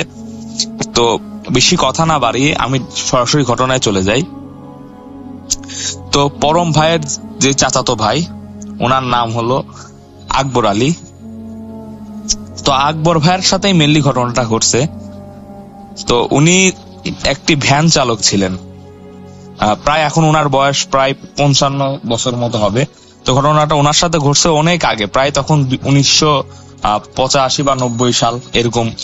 তো ওনার তখন বয়সও প্রায় অনেক কম, ওনার বয়স তখন অনেক কম, প্রায় মানে কিশোর বয়স আর কি। তো উনি তখন ভ্যান চালক ছিলেন। তো ওই সময় তো গ্রাম অঞ্চলে মানে কিছুই ছিল না বলা যায়, ঠিক আছে, একদম চারপাশে নিরিবিলি পরিবেশ ছিল এবং চারপাশে খালি গাছপালা এবং অত্যন্ত খুবই হাতে নগণ্য কয়েকটি বসত বাড়ি ছিল এবং খুবই দূরে দূরে মানুষকে যাতায়াত করতে হতো। গ্রামের রাস্তাঘাটও খুব খারাপ এবং পাকা রাস্তাঘাট তখন ছিল না। তো ঘটনাটা মেইনলি ঘটছে আকবর ভাইয়ের সাথে। তো আকবর ভাইয়ের যেভাবে বলছে আমি ঠিক সেভাবে করে ঘটনাটা আপনাদের সাথে শেয়ার করি। তো ওনার গ্রাম হচ্ছে, গ্রামের কথাটা আমি না বলি, ওনার গ্রাম আমি জাস্ট জেলার নামটা বলি, যে এই জেলাটা হচ্ছে কুষ্টিয়া জেলার একটা ঘটনা, কিন্তু আমি স্পেসিফিক ভাবে লোকেশনটা বলতেছি না। যারা কুষ্টিয়া জেলায় থাকেন তারা হয়তো জানেন ওই জায়গাটা সম্পর্কে, কেননা এটা অনেক একটি প্রসিদ্ধ জায়গা যেখানে এইসব মানে যারা থাকে ওনারা সবাই এই ধরনের ঘটনা সম্পর্কে অবগত আছে। তো মেনলি ঘটনাটা এরকম ছিল যে উনি যখন মানে উনি রাত্রে ওনার আব্বু মেনলি সকালে ভ্যান চালাতো এবং বিকালের পরে ওনার আব্বু বাসায় ফিরে আসতো এবং উনাকে ভ্যানটা চালাতে বলতো, যে আকবর ভাই আছেন তো উনাকে মানে ভ্যানটা চালাতে বলে উনি চলে যেত বাসায়। তো ওনার কাজ ছিল যে বিকালের পর থেকে রাত 8টা থেকে 9টা নাগাদ, তখন রাত 8টা মানে অনেক রাত, প্রায় সবাই তখন ঘুমিয়ে যায়, গ্রামের মানুষ তো সে সময় একবারে মানে গভীর রাত বলা যায়। তো উনি 8টার মধ্যে বাসায় চলে আসতো, প্রায় 3 ঘন্টা মতো ওনার কাজ ছিল যে ভ্যান চালানো এবং যেই আয় রোজগার হতো এগুলাতেই ওনাদের জীবন চলতো। তো যেদিন ঘটনাটা আকবর ভাইয়ের সাথে ঘটছে সেদিন ছিল বৃহস্পতিবারের দিন। উনি তখন হালকা হালকা বৃষ্টি বৃষ্টি আবহাওয়া, মানে বৃষ্টি হবে হবে এরকম একটা আবহাওয়া থাকে না, সেরকম একটা আবহাওয়া, এবং পরম ভাই মানে যাচ্ছে রাস্তায় ভ্যান চালাচ্ছে, কিন্তু উনি কোনো পিছনে ওনার কোনো যাত্রী নেই। তখন বলা যায় 7টা বাজে, সন্ধ্যা 7টা, প্রায় গ্রামের মানুষ প্রায় সবাই ঘুমিয়ে গেছে। হাত দেখা যাচ্ছে এই দূরে 1-2টা মানুষ হাঁটাহাঁটি করতেছে, এরকম অবস্থা। তো আকবর ভাই ফিল করতেছে মানে যে সময় উনি বাসার দিকে যাচ্ছে, উনি বাসায় ব্যাক করে যাচ্ছে, তো উনি ফিল করতেছে যে উনার পিছে কেউ একজন বসে আছে। তো উনি ফিল করতেছে কিভাবে, উনি যখন ভ্যান চালাচ্ছে তখন খেয়াল করতেছে যে পিছের থেকে উনার গায়ে কে যেন স্পর্শ, মানে আলতো স্পর্শ করে থাকলে যেরকম মনে হয় ঠিক সেরকম একটি স্পর্শ তিনি অনুভব করতে পারতেছেন। কিন্তু উনি যখন পিছে তাকানোর যে সাহসটা থাকা লাগে, উনি ওই মুহূর্তে ওই পিছে তাকানোর সাহসটা ওনার নেই, কেননা চারপাশে একদম জনমানব শূন্য একটি অবস্থা এবং অত্যন্ত দূরে এক একটা বাসা এবং মানুষজন নেই বললেই চলে। এবং উনি ওই সময় ওই রাস্তায় একটা মানুষও ছিল না। যখন এরকম উনি ফিল করা শুরু করেন, তো উনি যাচ্ছে মনে হচ্ছে পিছের থেকে একটা আলতো স্পর্শ, এবং ভ্যানের যেই মানে পিছে একটা মানুষ বসলে কিন্তু রাসেল ভাই মানে ভ্যানের একটা ওয়েট থাকে, একটা ভার ওজন মতো অনুভব করা যায়। তো উনি ফিল করতেছেন যে পিছে কেউ একজন বসে আছেন, কিন্তু উনি কিছু মানে করার ওনার আর শক্তি তখন নাই। উনি বুঝতেছেন যে পিছে কেউ একজন বসে আছে। তো চলন্ত ভ্যানে রাসেল ভাই হুট করে তো কেউ আর এসে বসে পড়তে পারবে না। তো তখন আকবর ভাই কি করেন, উনি যা যা সূরা পারে এবং যা যা উনি সূরা দুরূদ পড়া শুরু করে। তো এমন সময় উনি ফিল করে যে না, এখন আবার মনে হচ্ছে যে ফ্যানে কেউ নেই, ভ্যান একদম খালি। তখন উনি ফিল করতে পারতেছে ব্যাপারটা যে না, এটা স্বাভাবিক কিছু না। কারণ উনি যখন দোয়া পড়তেছে তখন দেখা যাচ্ছে যে দোয়া টোয়া পড়তেছে, তখন দেখা যাচ্ছে পিছে মানে একদম খালি নর্মাল মনে হচ্ছে। আবার যখন উনি কিছুক্ষণ যাচ্ছে মনে হচ্ছে যে পিছে কেউ একজন বসে আছে। তো সবচেয়ে ভয়ানক যে পরিস্থিতি উনি ফেস করে ওই দিন, সেটা হচ্ছে উনি যখন যাচ্ছিল উনি দেখে যে রাস্তা ভাই রাসেল ভাই ডান দিকে ওনার একটা মোড় আছে, তো ওই মোড়ের থেকে ডান দিকে ওনার বাসা।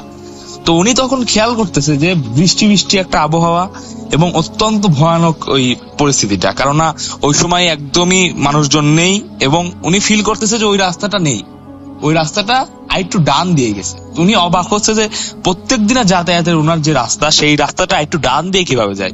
তো ওনার কাছে মনে হচ্ছে তো উনি অন্য জায়গায় চলে আসছেন রাসেল ভাই, অন্য একটা গলিতে উনি ঢুকে পড়তেছেন। এবং ওই ডানের যে গলি, ওই গলির পাশে আর কোনো গলি ছিল না, ওনার যে বাসায় উনি প্রতিনিয়ত যাতায়াত করতো। কিন্তু উনি দেখতেছেন যে ওই ডানের গলির পাশে আরেকটা গলি আছে। তো উনি এই জিনিসটা দেখে অত্যন্ত ভয় পেয়ে যায়, কেননা উনি এত দূর আসছে এবং যেসব যা যা উনি মানে রাস্তাঘাটে চলাচল করলে কিছু মানে বৈশিষ্ট্য তো থাকে, আমরা বুঝতে পারি যে এটা আমরা ঠিক রাস্তায় যাচ্ছি যখন আমরা রাস্তায় পরিচিত হয়ে যাই। কিন্তু উনি ঠিক মতো যে ওই জায়গাটাতে রাসেল ভাই এরকম কেন হবে। তো উনি যা মানে তখন উনি ভয়ে ভ্যানটা থামাই দেন। ভ্যানটা থামাই দিলে উনি দেখেন, যা দেখার জন্য উনি একেবারেই প্রস্তুত ছিলেন না, যে ওই ডান পাশে যে রাস্তাটা আছে ওই রাস্তার এখানে একটি মুরব্বী লোক, সাদা আলখিল্লা পরে একটি মুরব্বী লোক দাঁড়িয়ে আছে। উনি মানে উনি রীতিমতো পাগড়ি পরা ওই সময়, ঠিক আছে, উনি লুঙ্গির পাগড়ি পরা, অনেক লম্বা লোকটা, উনি দাঁড়ায় আছে, একটা লোক দাঁড়ায় আছে। তো উনি এটা দেখে অত্যন্ত ভয় পেয়ে যায়, কেননা লোকটার উনি একদম স্পষ্ট ভাবে খেয়াল করে যে লোকটা একটু মানে যে আমাদের যে স্বাভাবিক যে মানে মাটিতে যে স্বাভাবিক হাইটটা থাকে ওটার থেকে একটু উঁচুতে উনি দাঁড়ায় আছেন, এবং উনি ফিল করতে দেখতে পারতেছেন অন্ধকারের মধ্যে খুব কাছাকাছি লোকটা ছিল। তো ওই লোকটার পাটা মাটিতে নেই। তো ওটা দেখার পরে উনি যা বুঝার বুঝে ফেলে, এবং যখন উনি সেটা বুঝে ফেলে সে যখন আবার সামনে তাকায়, সে তাকায় দেখে পিছনে ওই লোকটা এবার বসে আছে। একদম সেকেন্ডের মধ্যে, মুহূর্তের মধ্যে উনি এই সামনের থেকে পিছে থাকে ভ্যানের পিছের লোকটি বসে আছে, এবং অত্যন্ত ভয়ানক ভাবে তার দিকে একটি মুচকি হাসি দেয়। এই মুচকি হাসি দেওয়ার পরে আকবর ভাইয়ের, রাসেল ভাইয়ের আর কিচ্ছু মনে নেই। তো উনি তখনই সেন্সলেস হয়ে যায়, একটি চিৎকার দেয়। তো পরের দিন না, প্রায় রাত 10টার দিকে, ওই দিনই রাত 10টার দিকে ওনার যখন সেন্স ফিরে, তখন উনি খেয়াল করে যে উনি বাসায় আছেন, এবং ওনার মাথার কাছে ওনার আব্বু আম্মু এবং তার ছোট ভাই শাহাদাত ভাই, তো ওনারা সবাই বসে আছেন। বসে ওনাকে বলতেছেন যে কি হয়েছিল খুলে বল। তো উনার তখনও কিছু মনে পড়তেছিল না আসলে হয়েছিলটা কি। তো উনি খুলে বলে যে এরকম হয়েছিল, কেননা এরকম একটা ভয়ানক সিচুয়েশন। তো ওনার আব্বু বলে যে হয়তো তুই বেশি ভয় পাইছিস, হয়তো তুই ভুল কিছু দেখছিস, এরকম কিছু তো হওয়ার কথা না, কেননা আমিও প্রতিনিয়ত যাতায়াত করতেছি এবং এই রাস্তায় এরকম এর আগে কখনো কারোর কাছ থেকে শুনি নাই। এবং যেহেতু জনমানবহীন রাস্তা ছিল, হয়তো খারাপ কিছু হইতেও পারে, কারণ রাসেল ভাই জিন তো আছেই। তো ওনারা যেহেতু মুসলমান ছিল, ওরা এটা বিশ্বাস করতো। তো ওনারা বলছে যে সমস্যা নেই, এরপরে সাবধানে তুই রাত 6টার মধ্যে তুই বাসায় চলে আসবি। তো আকবর ভাই অত্যন্ত ভয় পায়। তো ঘটনাটা ওই পর্যন্ত যদি রাসেল ভাই শেষ হয়ে যেত, তাহলে হয়তো আজকে আমার আর এরপরের ঘটনাটুকু বলা লাগতো না, ভালোই হতো। তো ঘটনাটা আসলে ওই সময় শেষ হয় নাই। তো ওই দিন রাত্রে যখন আকবর ভাই ঘুমাচ্ছেন, উনি ফিল করতেছেন কেউ একজন ওনার পাশে দাঁড়ায় আছেন, এবং উনি যখন একটু চোখ খুলে তাকানোর চেষ্টা করে, দেখে যে কেউ একজন ওনার রুমে হাঁটাহাঁটি করতেছে। এবং উনি যখন খেয়াল করে, উনি দেখে যে এটা আর কেউ না রাসেল ভাই, এটা ওই লোকটাই যে লোকটা ওনার ভ্যানের পিছে ছিল। তো উনি কোনো কথা না বলে উনি ঘুমানোর ভান করে থাকে, এবং দেখে ওই লোকটা হঠাৎ করে উধাও হয়ে গেল। উনি চোখ যখন একবার বন্ধ করান করে, হঠাৎ করে দেখে যে লোকটা আর নাই। তো উনি অত্যন্ত ভয় পায় এবং আল্লাহর নাম নিয়ে উনি ঘুমিয়ে পড়ার চেষ্টা করে। তো উনি যখন শুয়ে আছে, ওনার পিছে কেউ একজন শুয়ে আছে রাসেল ভাই, ওনার পিছে কেউ একজন শুয়ে আছে ওনার পাশে। উনি এটা ফিল করতেছে, একদম প্রেজেন্স অনুভব করতেছে আকবর ভাই। তখন তো রাসেল ভাই খাট ছিল না, তখন ছিল চৌকি টাইপের একটা, তো জায়গাটাও কম ছিল। তো উনি ফিল করতেছে ওনার পাশে কেউ একজন আছে, এটা উনি ক্লিয়ারলি ফিল করতে পারতেছিল। তো উনি তাকায় দেখে যে পিছে, যখন তাকায় দেখে কেউ নেই। পিছে যখন তাকায় দেখে পিছে কেউ নেই, এবং উনি এরপরে ফিল করে যে উনি যেই বাসায় থাকতো, তখন ওটা টিনের বাসা ছিল। তো টিনের বাসার উপরে অত্যন্ত দৌড়াদৌড়ি বা হাঁটাহাঁটির শব্দ হচ্ছে। তো উনি এইগুলা ফিল করে, মানে উনি কি করবে, চিৎকার দিবে না কি করবে, উনি তখন বুঝতে পারে না, এবং উনি ঘুমায় পড়ে। ওই সময় উনি ঘুমায় পড়ে। তো যখন তার ঘুম ভাঙে, প্রায় তখন রাত 3টা কি 4টা বাজে, মানে সকাল একটা হবে এরকম একটা অবস্থা, মানে একেবারেই মাঝরাতে। ঠিক আছে, যখন গরমকাল, তো সকাল একটু তাড়াতাড়ি হয়ে যায়। তো রাসেল ভাই উনি মেনলি ঘুমটা ওনার ভাঙছিল একটা শব্দে। সেই শব্দটা ছিল যে মনে হচ্ছিল কেউ একজন কিছু চাবাচ্ছে, মানে একটা কিছু খাইলে যেরকম একটা মুখের শব্দ হয়। তো উনি তাকায় দেখে রুমের একদম কোনায় ওই লোকটা একটা কাঁচা মাছ চাবাই খাচ্ছে, এবং অত্যন্ত রক্ত পড়তেছে ওনার মুখ দিয়ে। তো উনি এটা দেখে আর উনি সহ্য করতে পারে না, এবং উনি আরেকটা চিৎকার দেয়, এবং ডাইরেক্টলি উনি সেন্সলেস হয়ে পড়ে। তো তার বাবা মা বুঝতে পারে যে অবশ্যই তাহলে স্বাভাবিক কিছু ওর সাথে করতেছে না। তো আকবর ভাইকে ওনারা হুজুরের কাছে নিয়ে যায়। তো হুজুর আকবর ভাইকে দেখে এবং বলে যে তার কিছু হয় নাই, এবং সে কিছু মানে টানি বড়া দেয়, এবং তাবিজ দিয়ে তাকে বলে যে সাবধানে থাকতে এবং রাত্রে বাইরে না যেতে, কেননা খারাপ কিছু দৃষ্টি পড়তেই পারে। আরেকটা কথা রাসেল ভাই বলে রাখি, সেটা হচ্ছে আকবর ভাই দেখতে অত্যন্ত সুন্দর ছিলেন। উনি মানে দেখার মতো ওনার চেহারা ছিল। এখনো ওনার দেখলে আপনি বুঝবেন না যে ওনার এত বয়স হয়ে গেছে, উনি অনেক সুন্দর দেখতে ছিল। তো ওই সময় তো উনি এভাবে করে হুজুর কথাটা বলে, কিন্তু উনি বলে তেমন কিছু বলে নাই যে উনার কোনো মানে জিনে ভর করছে বা এরকম কিছু, উনি কিছু তখন বলে নাই। তো উনি সাবধানে থাকতে বলছে। তো ঠিক আছে রাসেল ভাই, ওই দিনের ঘটনা ওই পর্যন্ত শেষ হয়েছে। তারপরে আরেক দিনের ঘটনা আমি বলি। তারপরে 2-1 দিন তার কোনো সমস্যা হয় নাই। আপাতত উনি পানি পড়া, তারপরে যেগুলা তাবিজ ছিল ওইগুলা উনি মেনটেন করতেছিলেন। এবং 2-3 দিন পরে ওনার একটা বিয়ের অনুষ্ঠানে রাসেল ভাই দাওয়াত ছিল। বিয়ের অনুষ্ঠান বলতে ওই সময় কিন্তু বিয়ের অনুষ্ঠান বলতে গ্রামের বুঝেনি তো কিরকম, অনেক পুরাতন সময়। তো ওই বিয়ের অনুষ্ঠানে রাসেল ভাই ওই আকবর ভাইকে, আরেকটা কথা বলি, আকবর ভাইকে হুজুর গরুর মাংস খাইতে নিষেধ করছিল। ঠিক আছে, যে বিফ আছে, বিফ খাইতে, বিফের যে মাংস আছে, তো এটা গরুর মাংসটা অ্যাভয়েড করতে বলছিল হুজুর। কিন্তু উনি আসলে গরুর মাংস অ্যাভয়েড করলেও উনি একটা টিকিয়া খাইছিল, মানে একটা টিকিয়ার মতো কিছু একটা খাইছিল তখন ওই সময়। তো ওইটা মেবি রাসেল ভাই যতটুকু সম্ভব ওইটা গরুর মাংস দিয়ে তৈরি করা ছিল। তো ওই জন্য মেনলি ওনার তাবিজটা ছুটে যায়। এবং ওই দিনই বিকালের পরে উনি যখন আসতেছেন, আজান পড়তেছে, সন্ধ্যার আজান পড়তেছে, মাগরিবের আজান, উনি বাসার দিকে ফিরে আসতেছেন। কেননা আকবর ভাইয়ের আব্বু মানে রহিম চাচা ওনাকে বলছিল যে আগে আগে বাসায় ফিরে আসতে। তো উনি সেরকমই আগে আগে বাসায় ফিরে আসতেছেন। এবার দেখে একটা বাচ্চা, একটা কত 3-4 বছরের একটা বাচ্চা হবে, হঠাৎ করে ওনার ভ্যানের সামনে তো দৌড় দিল। তো উনি এটা দেখে তাৎক্ষণিক ভ্যান অফ করে এবং উনি খুবই ভয় পেয়ে যায়, কেননা মনে করে যে বাচ্চাটা লেগে যাবে, কিন্তু হঠাৎ দেখে যাবে বাচ্চাটা নেই। বাচ্চা দৌড় দিলে কিন্তু রাসেল ভাই পাশে বাচ্চাটাকে দেখতে পারবে বা বাচ্চাটা দেখা যাবে, কিন্তু হঠাৎ করে দেখলো একটা বাচ্চা চলে গেল, এরপর আর বাচ্চাটার কোনো প্রেজেন্স উনি দেখে না। তো উনি এটা অবাক হয় যে এটা কি হলো। তো আবারও উনি যাইতে যাইতে আবারও ফিল করতেছে ওনার পিছে কেউ একজন বসে আছে, উনি তেমন ফিল করা স্টার্ট করে। তো আগের দিনের মতোই। তো এবার রাসেল ভাই উনি আর তা করে না, এবার ডাইরেক্টলি উনি ভ্যান অফ করে পিছে যে ডাইরেক্টলি উনি তাকায়, এবং তাকায় দেখে কিছুই উনি তখন দেখতে পায় না। তখন সে বাসায় চলে আসে। তো সেদিনকার এতটুকু ছিল, সে যা দেখে যে একটা বাচ্চা তার সামনে থেকে দৌড়তে, এবং এটা দেখে সে অত্যন্ত ভয় পেয়ে যায়। ভয় বলতে কি, অ্যাক্সিডেন্ট হয়ে যাবে একটা বাচ্চা মানুষ, তো এই ভয়টা উনি পায়। তো এরপরে যা হয় রাসেল ভাই, সেটা হচ্ছে আকবর ভাই অত্যন্ত অসুস্থ হয়ে যেতে থাকে আস্তে আস্তে। দেখা যায় যে উনি এত জ্বর আসতে থাকে ওনার, আর প্রতিদিন উনি মানে অত্যন্ত অসুস্থ হয়ে পড়ে আস্তে আস্তে। উনি জ্বর ঠান্ডা লেগে মানে একটা অত্যন্ত খারাপ অবস্থা, উনি শুকিয়ে যাচ্ছিল, মানে ওনার ওজন কমে যাচ্ছিল আস্তে আস্তে। রাসেল ভাই ওনার চুল পড়া স্টার্ট করে, বিভিন্ন ধরনের সমস্যা ওনাকে দেখা দেয়। তো পরে আবারও একটি বড় হুজুরকে দেখানো হয়, যেহেতু ওনার এই অবস্থা এবং কোনোভাবেই অসুখ সারছিল না। তো পরে একটি বড় হুজুরকে যখন দেখানো হয়েছিল, তখন ওই হুজুর বলে যে ওনাকে নাকি 4টা জিনে আসর করছে, এবং এটা তাকে যখন তাবিজ দেয়া হয়েছিল তার আগে থেকে ওনাকে আসর করে রাখছিল, এবং তাবিজটা ছুটে গেছে। তখন উনি সেটা বলে দেয় যে ওনার যে তাবিজটা করছিল সেই তাবিজটা ছুটে গেছে, এবং 4টা জিন ওনাকে মেনলি আসর করছে। এবং আসরটা করছে কেন সেটাও তিনি বলে দেয়। মেনলি এটা আসরটা করানো হয়েছে জিনকে দিয়ে, ঠিক আছে, জিনকে ব্ল্যাক ম্যাজিক চালান দেয়া হয়েছে।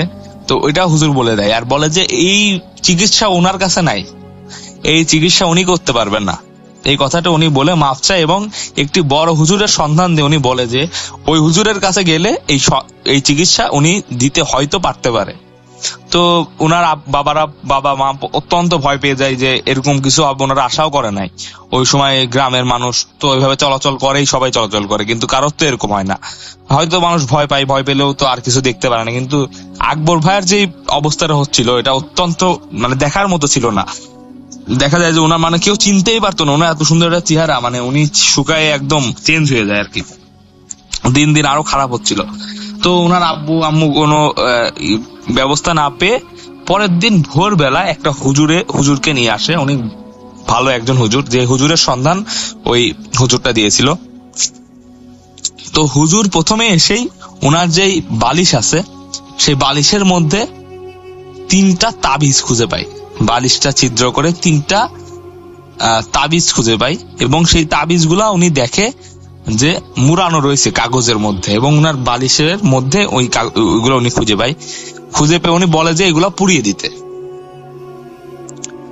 তো যথারীতি ওইগুলা পুড়িয়ে দেওয়া হয়, এবং উনি বলে যে আপাতত ওনার ছেলেকে খুব সাবধানে দেখতে এবং 1-2 দিনের মধ্যে কিছু ঘটে কিনা সেটা দেখতে, কেননা উনি তাবিজ গুলাকে পুড়িয়ে দিয়েছিল এবং হয়তো কিছু ঘটবে এরকম একটা আশা তিনি করতে পারতেছিল, এবং সেই যা ঘটবে সেটার উপর ভিত্তি করে উনি ব্যবস্থা নেবেন এরকম কিছু উনি ভাবছিল। তো সেরকমই ওনাকে আবারও তাবিজ দেয়া হয় এবং হুজুর চলে যায়। হুজুর চলে গেলে পরের দিন যেটা হয় সেটা সবচেয়ে ভয়ানক ঘটনা রাসেল ভাই, সেটা আমি বলি। সেটা হচ্ছে যে উনি স্বপ্নের মধ্যে দেখে, উনি ঘুমায় আছে, স্বপ্নের মধ্যে দেখে একটা ছোট বাচ্চা উনাকে দিকে তাকায় অত্যন্ত বিরক্ত চোখে কাঁদতেছে। একটা ছোট বাচ্চা, একটা লম্বা একটা লোক উনাকে এসে হাত দেখে বলতেছে যে তুই আমার কাছে দিলি না, তুই আমার কাছে আসলি না, তুই আমার সাথে খারাপই করলি, তুই তোর শিক্ষা পাবি, এরকম উনাকে ডাইরেক্টলি থ্রেট করতেছে একটা লোক। উনি ওই লোকটা চেহারা ওনার ঠিক মনে নাই, কিন্তু উনি বলতেছে যে ওই লোকটা বলতেছে যে মানে আমার মেয়ের জিনটা, মেনলি ওইটা জিন ছিল আর কি রাসেল ভাই। তো দেখে যে ওই লোকটা বলতেছে আমার মেয়ের তোকে পছন্দ হয়েছিল কিন্তু তুই আমার সাথে সাড়া দিলি না, এবং এর শাস্তি তুই পাবি, এর শাস্তি তুই অবশ্যই পাবি, এবং তোর পুরা কোনোদিন তোর কোনো ভবিষ্যৎ প্রজন্ম হবে না, এটা উনি বলে দেয়। ওই জিনটা এটা ডাইরেক্টলি বলে দেয় যে তোর কোনোদিন কোনো প্রজন্ম হবে না, তোর কোনো বাচ্চা কাচ্চা হবে না, এবং যারা হবে সবাই মারা যাবে, এরকম একটা থ্রেট উনি দিয়ে দেয়, এবং তার কোনো বউ হবে না, এরকম কথাও উনি এই স্বপ্নের মধ্যে দেখতে পারে। তো উনি এটা দেখে অত্যন্ত ভয় পেয়ে যায় এবং তিনি ডিরেক্টলি ঘুম থেকে উঠে পড়ে। তো পরে ওনার এরকম প্রত্যেক দিন উনি 2-3 দিন পর পর দেখে যে প্রত্যেক দিনই মোটামুটি বলা যায় যে এই ধরনের স্বপ্ন উনি প্রত্যেক দিন দেখতে থাকে। তো একটা পর্যায়ে উনি দেখে যে আসলেই একদিন রাত্রে ওই লোকটা চলে আসছে, মানে যে লোকটাকে উনি দেখতেছিল স্বপ্নে সেই লোকটা চলে আসছে এবং ওনার মুখ খুলে কিছু একটা খাওয়ানোর চেষ্টা করতেছে, ইলিশ মাছের মতো কিছু একটা খাওয়ানোর চেষ্টা করতেছে। তো উনি অত্যন্ত কষ্ট করে রাসেল ভাই সেটা না খেয়ে চিৎকার দেয় এবং সুরাটুরা পরে কোন রকমে উনি সেটার থেকে রক্ষা পায়। পরে হুজুর একটা বিড়াল এর মাধ্যমে সেই কালো জাদুকে ঠিক করে, মেনলি এটা কালো জাদু ছিল, উনি পরে হুজুর সেটা বুঝতে পারে, কেননা কেউ একজন কালো জাদু করছিল ওনার উপরে, একটা মেয়ে আর কি, তার সহপাঠী ছিল। তো সে তাকে প্রেমের প্রস্তাব দিয়েছিল, কিন্তু সেই প্রেমের প্রস্তাব প্রত্যাখ্যান করার জন্য এরকম কালো জাদুর আশ্রয় নিয়েছিল আর কি। তো এটা পরে হুজুর বলে, এবং একটা বিড়ালকে উনি বলে যে এটা বিড়াল দিয়ে আসতে, একটা কবরের, এটা মৃত মানুষের কবরের কথা হুজুর বলে, এবং বলে যে উনি একটা নির্ধারিত স্থানে ওই বিড়ালটাকে দিয়ে আসতে, এবং সাথে 2টা মুরগি জবৈকৃত অবস্থায় পূর্ণিমার অমাবস্যা রাতে, পূর্ণিমার রাতেই বা অমাবস্যাতে যে কোনো একদিন ওই নির্ধারিত কবরের সামনে রেখে আসতে, তারপরে উনি এই কালো জাদু থেকে মুক্তি পাবেন। এবং ওই রাস্তায় যাওয়ার সময়, এই সময় যে যাবেন, পিছনে যাই হয়ে যাক না কেন কোনো ক্রমে তাকানো যাবে না, এরকম কথা হুজুর বলে দেয়, এবং করতে হবে কাজটা গভীর রাতে। তো অত্যন্ত সাহসী একজন লোক ছিলেন শাহাদাত ভাই, ওনার ছোট ভাই, ওনার তখন বয়স প্রায় 10 না 11 বছর। ওই ছেলেটা অত্যন্ত সাহসী ছিল। তো সাথে তার আব্বু ছিল, তো তার আব্বু বলে যে শাহাদাতকে পাঠাইতে, সে ছোট মানুষ, এবং সে বলে যে তুই শুধু এটা রেখে দিয়ে চলে আসবি। তো শাহাদাত ভাই যথাক্রমে ওই সময় ওই জিনিসটা ওই কবরের সামনে রেখে আসে, এবং উনি ফিল করে যে ওনার অত্যন্ত পিছন থেকে খারাপ ভাষা এবং ভয় দেখানোর চেষ্টা করা হচ্ছে। তবুও সে যেহেতু ছোট মানুষ ছিল, উনি ওই জিনিসটা কাজটা করে চলে আসে। তো পরে রাসেল ভাই আর কোনো সমস্যা হয় না, ওই কালো জাদুটা মুক্তি পায়। কিন্তু এখন অব্দিও উনি স্বপ্নে এই ধরনের ভয়ানক ভয়ানক জিনিস দেখেন, ওনাকে তাবিজ করে এখনো তাবিজ অবস্থায় আছেন। এবং সবচেয়ে যে ভয়ানক জিনিসটা রাসেল ভাই, সেটা হচ্ছে ওনার এখনো কোনো বিয়ে হয় নাই, এবং তার বিয়েই হয় না, তার বাচ্চা কাচ্চা আর কি হবে, তার এখনো কোনো বিয়ে হয় নাই। এবং যেই বিয়েই তার প্রস্তাব বা যখনই তার বিয়ের একটা ব্যবস্থা করা হয়, কোনো ক্রমে দেখা যায় যে পাত্রীপক্ষ কোনোভাবে হোক না কেন তার সাথে আর বিয়েটা হয় না, যে কোনো কারণে, অনেক কারণেই হয় না, বিভিন্ন ভাবে হয় না। তো এভাবে করে করে আজ তার বয়স 40-এর বেশি, কিন্তু তার এখনো কোনো পরিবার নেই, তার এখনো কোনো ছেলে সন্তান বা মেয়ে সন্তান আদি নেই। তো এই ছিল রাসেল ভাই আমার ঘটনা। আশা করি ভালো লাগবে ঘটনাটা। প্রথম ঘটনা হিসাবে যেহেতু বলতেছি, ঘটনাটা গুছিয়ে বলতে পারি নাই, এবং অনেক জায়গায় মানে একটু আমতমতো করে বলতে হয়েছে। তো রাসেল ভাই, তো মেনলি এটাই আমাকে পরম ভাই শেয়ার করছে, বলছে যে পরে যদি কোনো কিছু হয় ওনার কাছে নাকি ওনার কাছে অবশ্য আরো ঘটনা আছে, যদি আপনাদের ঘটনাটা ভালো লাগে অবশ্যই শেয়ার করবেন। আর আমি পরম ভাইয়ের কাছ থেকে ঘটনাগুলো কালেক্ট করে আপনাদের কাছে পাঠাতে পারবো যদি আপনাদের ভালো লাগে। তো আশা করি আপনাদের ভালো লাগছে। এই বলে আজকে আমি ঘটনা শেষ করছি। আসসালামু আলাইকুম।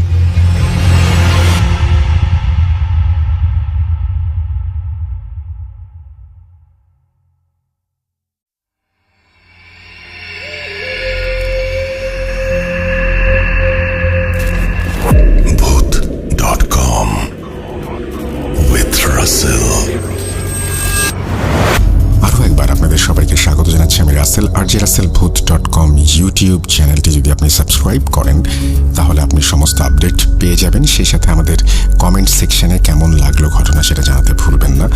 আমরা চলে যাব আমাদের পরবর্তী ঘটনায়। আসসালামু আলাইকুম রাসেল ভাই, আশা করি ভালো আছেন, কারণ আপনি সবসময় ভালোর দলে। Bhoot.com-এ এটা আমার দ্বিতীয় ঘটনা। প্রথম ঘটনা সিলেক্ট করে এবং প্রচার করার জন্য আপনাকে অনেক ধন্যবাদ। এই ঘটনাটা আসলে আমি একজনের কাছ থেকে শুনেছি, আমি এই ঘটনাটা একজনের কাছ থেকে কালেক্ট করেছি, যিনি আমার সম্পর্কে বড় ভাই, এবং এই ঘটনাটি তার এক ফ্রেন্ডের সাথে ঘটা। তো আমি চিন্তা করলাম Bhoot.com-এ শেয়ার করি ঘটনাটা। যাই হোক, তো এই ঘটনাটা আজ থেকে প্রায় 19-20 বছর এরকম হবে, দেখা গেছে 2005-4 এরকম কোনো সময়, এক্সাক্ট সে বছরটা বলতে পারে নাই। ঘটনাটা এরকম যে আমার যে বড় ভাইয়ের ফ্রেন্ড, আমি বরঞ্চ তার ভাষায় বলি, বুঝতে সুবিধা হবে আর কি। তো ঘটনাটা যখন ঘটে তখন যে ভাই, আমার বড় ভাইয়ের যে ফ্রেন্ড, তার নাম হচ্ছে তোহান। তো এই তোহান ভাইয়া হচ্ছে ঢাকা থেকে দেশের বাড়িতে যাবে। তার জন্ম মূলত দেশের বাড়িতেই, এবং খুব ছোটবেলায় সে ঢাকায় চলে আসে। তার কোনো একটা সমস্যার কারণে পুরো ফ্যামিলি নিয়ে ঢাকায় চলে আসে। তো এটা মূলত যখন যায় তখন তার বয়স হবে আনুমানিক 15-16 এরকম, এবং খুব ছোটবেলায় তাকে নিয়ে তার বাবা মা এবং তার পুরো পরিবার ঢাকায় চলে এসেছিল কোনো একটা পারিবারিক ঝামেলার কারণে। তো মূলত তার জন্মের পরে কখনো সে ওই গ্রামে যায়নি, এবং তার যে 15-16 বছর বয়স হয়েছে সে এর মাঝে কখনোই যায়নি বা দরকার পড়েনি সেভাবে। তো এর মাঝে তার বাবা একবার যায়, যে বাড়িঘর ঠিকঠাক করে আসে, সবকিছু গুছিয়ে আসে, এবং সিদ্ধান্ত হয় যে তারা একবারে গ্রামেই চলে যাবে। সেখানে তার একজন চাচা ছিল, তার বাবারা 2 ভাই, সুতরাং সে চাচা সবকিছু দেখাশোনা করত। তো ওইখানে যাওয়ার জন্য যখন পরিকল্পনা করে, সবকিছু তার বাবা হচ্ছে ট্রাকে করে বাসার যত যা ছিল সব আগে পাঠিয়ে দেয় পরিচিত একজন ট্রাক দিয়ে, এবং তার চাচা সাথে আসছিল ঢাকায়, সে ট্রাকে করে সব মালপত্র নিয়ে যায় এবং সবকিছু গোছগাছ করে সব ঠিকঠাক করে আর কি রওনা দিতে সন্ধ্যা হয়ে যায়। তো রওনা হবে, একটা গাড়ি ভাড়া করে, ছোট একটা ট্যাক্সি, যেখানে সে এবং তার ছোট বোন এবং তার বাবা মা 4 জন মিলে হচ্ছে গ্রামের বাড়িতে ব্যাক করবে আর কি। তো এই ব্যাক করার সময় হচ্ছে ঘটনাটা মানে শুরু হয়। তো তারা শহর থেকে যখন গ্রামের মোটামুটি কাছাকাছি চলে আসে, যেখানে হাইওয়ে রোডটা শেষ হয়ে গেছে, মেন রোড যেটাকে বলে গ্রামের রাস্তায়, ওই হাইওয়ে রোড শেষ হয়ে যাওয়ার পরে প্রায় হচ্ছে কাঁচা মাটির রাস্তা, তাদের প্রায় 3 কিলোমিটারের মতো রাস্তা তাদেরকে যেতে হবে, এবং পায়ে হেঁটে, যেখানে মানে রাত হয়ে গেছে, প্রায় ঢাকা থেকে পৌঁছতে 3-4 ঘন্টা সময় লেগে গেছে। তারা রওনা দিচ্ছে দেখা গেছে সন্ধ্যা 6টা 6:30, হ্যাঁ, পৌঁছতে দেখা গেছে 9:30, 10:30, 10টা এরকম বেজে গেছে। তখন আর কি ওই সময় গ্রামে অনেক রাত, গাড়ি তো দূরের কথা, কোনো ভ্যানও পাওয়া যেত না আর কি। তো তারা সিদ্ধান্ত নেয় যে হেঁটেই তারা রওনা দিবে। তো যে কথা সেই কাজ। তো যেহেতু সবকিছু ট্রাকে পাঠাইয়ে দিছে, কাছে ছিল হাতে 2-1টা ব্যাগ, একটা ঝুড়ি, যে ঝুড়ির ভিতরে কিছু ফল এবং কিছু খাবার দাবার, রুটি, কেক ইত্যাদি ওই ঝুড়ির ভিতরে ছিল। সেই ঝুড়িটা হচ্ছে ওই তোহান ভাইয়ের কাছে দিয়ে দেয়, আর যে ছোট হাতের ব্যাগগুলো ছিল সেগুলো তার বাবা মা এবং বোন তারা নেয়। তো তারা রওনা শুরু করে। এখন পর্যন্ত সবকিছু ঠিকই ছিল। তো তারা যখন রওনা শুরু করে ওই কাঁচা রাস্তা দিয়ে প্রায় 5-7 মিনিট হাঁটার মতো আসে, এবং আসার পরে দেখে যে তার একটা ভাই ওখানে মানে দাঁড়ায় আছে। জ্যোৎস্না রাত ছিল, হালকা রাস্তাঘাট পরিষ্কার ছিল, যেখানে তার একটা ভাই, যে হচ্ছে আপনার কি বলে এটাকে, আমি কি বলবো, মানে মানসিক ভারসাম্যহীন, কথা বলতে পারতো না, যেটা বোবা বলা হয় আর কি, গ্রামের ভাষায় মানুষজন বোবা বলে। তো সে কথা বলতে পারে না, তো শুনতে পারছে তার ভাই, চাচাতো ভাই, ওই যে তার চাচা শহরে তাদের আগায় নিয়ে আসার জন্য গেছিল, তার ছেলে আর কি, মানসিকভাবে ভারসাম্যহীন, কথা বলতে পারে না। তো মানে সে তাকে হয়তো বা পাঠাইছে, রাত বেশি হয়ে গেছে আগে আনার জন্য, আর গ্রাম অঞ্চলে চলে ফিরে অভ্যাস আছে। তো সে আসছে, এসে চাচাতো ভাইয়ের হাত থেকে ঝুড়িটা নিছে এবং সবাইকে পথ দেখাই আর কি নিয়ে যাচ্ছিল গ্রামের দিকে। এমন সময় রাসেল ভাই রাস্তার মাঝে কয়েকটা বিড়াল চলে আসে। এই জিনিসটা অদ্ভুত যে ফাঁকা একটা রাস্তা, এরকম একটা রাস্তায় এত রাত্রেবেলা, যেখানে মানুষজনের এক ঘুম হয়ে গেছে, মানুষের ঘুম একটা ইতিমধ্যে হয়ে গেছে, এরকম সময় রাত 10টা-11টা বেজে গেছে। আজ থেকে আপনার 20 বছর 19 বছর আগের কথা, 2005-4 এরকম সময় আর কি। তো মানে যাই হোক, 4-5টা বিড়াল, কালো বিড়াল আর কি, এসে রাস্তা ঘিরে ফেলে তাদের, মানে রাস্তা দিয়ে যেতে দিবে না এরকম একটা অবস্থা। তো তারা ওখানে মারামারি শুরু করে দেয় রীতিমতো, মানে হ্যাঁ, বিড়ালের যে চিল্লাচিল্লি যে শব্দটা আছে, হ্যাঁ, গঙ্গানির শব্দ এরকম শুরু করে দেয়, যেতে দেবে না। তো এক প্রকার বিরক্ত হয়ে ভাইয়া হচ্ছে ওই লাঠি, রাস্তার পাশে একটা লাঠি ডাল ভেঙে নিয়ে তারা দেয়, তারা দিলে বিড়ালগুলো ছিটে পিটে আর কি দৌড়দৌড়ি করে 4টা বিড়াল 2 দিকে চলে যায় ভাগ হয়ে। তো ততক্ষণ পর্যন্ত সব ঠিক ছিল। তো এরপরে হচ্ছে তারা রাস্তায় আর কিছু ঘটে না, বাড়িতে চলে আসে ঠিকঠাক মতোই। বাড়িতে চলে আসার পরে অতিরিক্ত রাত যেহেতু হয়ে যায়, তারা ফ্রেশ ট্রেশ হয়ে কিছু খাওয়া দাওয়া করার দরকার। তখন হচ্ছে ওই ঝুড়িটা আনতে বলে, ভাইয়াকে আনতে বলে। নিয়ে আসার পরে তার চাচাতো ভাইকে বলে নিয়ে আসতে, কোথায় রেখেছে। তো এটা বাইরে ছিল আর কি, ভুলে ওটা সবকিছু আনছে ঠিক আছে, ঝুড়িটা মানে ভুলে মানে বাইরে রয়ে গেছে। তো ঝুড়ি আনতে যেয়ে দেখে ঝুড়ি একদম খালি। মানে এমন একটা পরিস্থিতি যে এতটা রাস্তা হাইটে আসছে, সবকিছু ঠিকঠাক ছিল, এখন বাড়ির বাইরে ঝুড়িটা ছিল এত সময়, এখন ঝুড়িটা খালি। যেটা দেখা গেছে আনুমানিক 7-8 কেজি এরকম ওজন ছিল, ফল ছিল, আরো ফ্রুট, কিছু খাবার দাবার ছিল। ওই ঝুড়িটা টোটাল খালি। তো মানে বাড়ি সবাই অবাক হয়ে যায়, এটা যাবে কোথায়, বাড়িতে কোনো কুকুর নাই, বা এই ঝুড়িটা যেভাবে বাঁধা ছিল, ঝুড়ি উপরে ঢাকনা দিয়ে সুন্দর করে বাঁধা ছিল, যেটা মানে সাধারণ তাকে কেটে বের করতে হবে, যে সুতা রশি দিয়ে বাঁধা ছিল ওটা যদি খুলতে হয় তাহলে এটাকে কেটে, বটি দিয়ে কেটে ওটাকে বের করতে হবে। তো বাড়ির সবাই তো মানে এক প্রকার ভাইয়ের সাথে চিল্লাচিল্লি শুরু করে দেয় যে এটা কোথায় গেল। মানে এরকম একটা সিস্টেম, অতগুলো ফল তো একজন খেয়ে শেষ করতে পারবে না, ফল ছিল, আরো কয়েক ধরনের ফ্রুট ছিল। তো বাড়ির সবাই এক প্রকার বিরক্ত হয়ে মানে সবাই যে যার মতো ঘুমিয়ে পড়ে। তো ভাইয়াকে হচ্ছে তার যে চাচাতো ভাই, ঠিক আছে, তার সাথে মানে কথা বলতে পারে না, তার সাথে ঘুমাতে দেওয়া হয় এক রুমে। যে ঘরটা ছিল একটু ফাঁকায়, বাড়ির এক পাশে ছোট একটা ঘর, যেখানে মানে থাকতে দেওয়া হয়। তো তারা যখন ঘুমোতে যায়, তার চাচাতো ভাই তো কথা বলতে পারতো না, ইশারায় তাকে বুঝিয়ে সুঝিয়ে দুজনে মিলে গোছগাছ করে শুয়ে পড়ে আর কি। তো রাত যখন প্রায় 2:30 বা 3টা বাজে, তখন ভাই আর হচ্ছে একবার ঘুম ভেঙে যায়। তো ঘুম ভাঙার কারণে ভাইয়া হচ্ছে চেক করে, মানে ঘুমটা ভেঙে যায় হচ্ছে তার একটা মানে স্পর্শে, মানে একটা তার পাশে পিঠের দিক থেকে কেউ একজন তাকে স্পর্শ করছে, এবং সেটা হচ্ছে প্রচন্ড ঠান্ডা। এবং এই স্পর্শটা এরকম যে নিচ থেকে, পিঠের নিচ থেকে একবার উপর পর্যন্ত উঠে যাচ্ছে।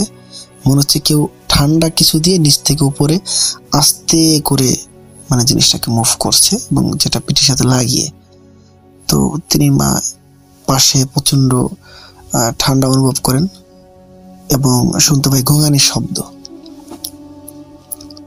তো ওই মুহূর্তে তিনি হচ্ছে ভয় পেয়ে যায় অনেক, ঠিক আছে, প্রচন্ড ভয় পেয়ে যায়, এবং তিনি হচ্ছে একটু ভীত টাইপের ছিল, তাই হচ্ছে ওইদিকে তাকানোর সাহস পায় না পিছনের দিকে।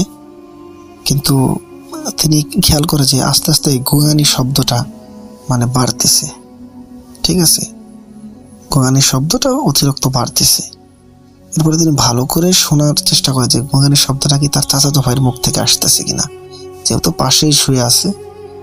তো খেয়াল করে না, এই যে গোঙানির শব্দটা আছে এটা এক প্রকার বিড়ালের মতো। আসলে এমনিতেও যখন বিড়ালরা কান্না করে বা গোঙানির শব্দ আসে, মনে হয় কোনো বাচ্চা কাচ্চা কান্না করতেছে, তো এটা মনে হয় যে কোনো বিড়ালের মতো। তো তিনি আরো ভয় পেয়ে যায় যে এত রাতে অসম্ভব, এখানে বিড়াল কোথা থেকে আসবে, এবং একটা ফাঁকা ফাঁকা জায়গায় বাড়ি, একবারে মাঠের ভিতরে, যেখানে বাড়িতে কোনো বিড়াল কুকুর নাই, গোঙানির শব্দ কোথা থেকে আসবে। এরপরে তিনি আবার চিন্তা করে যে থাকতেও পারে, পোষা কোনো বিড়াল থাকতে পারে, কিন্তু তিনি শব্দ মানে জিনিসটা এরকম ভাবে বুঝতেছেন যে একটা দুইটা না, কয়েকটা বিড়ালে মিলে আর কি গোঙাচ্ছে, 3-4টা এরকম হবে আর কি। তো তিনি আরো বেশি ভয় পেয়ে যায়, এবং ভয় পেয়ে আসলে ওইভাবেই কখন ঘুমিয়ে পড়ে তিনি বুঝতে পারে না। তো তার ঘুম ভাঙে সকালবেলা কান্নাকাটির শব্দ শুনে, ঠিক আছে, এবং তিনি হচ্ছে ওই ঘুমের ভিতরে সেন্সলেস হয়ে যায়, এটা তিনি বুঝতে পারে না আসলে। তো যাই হোক, তার ঘুম ভাঙে হচ্ছে রাত কাটার ভোর হওয়ার পরে, অনেক পরে, যখন তিনি মানে ঘুম ভাঙার পরে শুনতে পারে বাড়িতে কান্নাকাটি। তিনি তখন উঠে বাড়ির উঠোনে যেয়ে দেখে যে তার যে চাচাতো ভাই তাকে মাথায় মানে উঠানের মাঝে শোয়ায় রাখা হয়েছে, এবং তার উপরে কাপড় দেওয়া। তিনি তাকে জিজ্ঞেস করে, তার অবশ্য বুঝতে পারে তিনি সবকিছু, তারপরে জিজ্ঞেস করে এবং জানতে পারে যে সে রাতে মারা গেছে।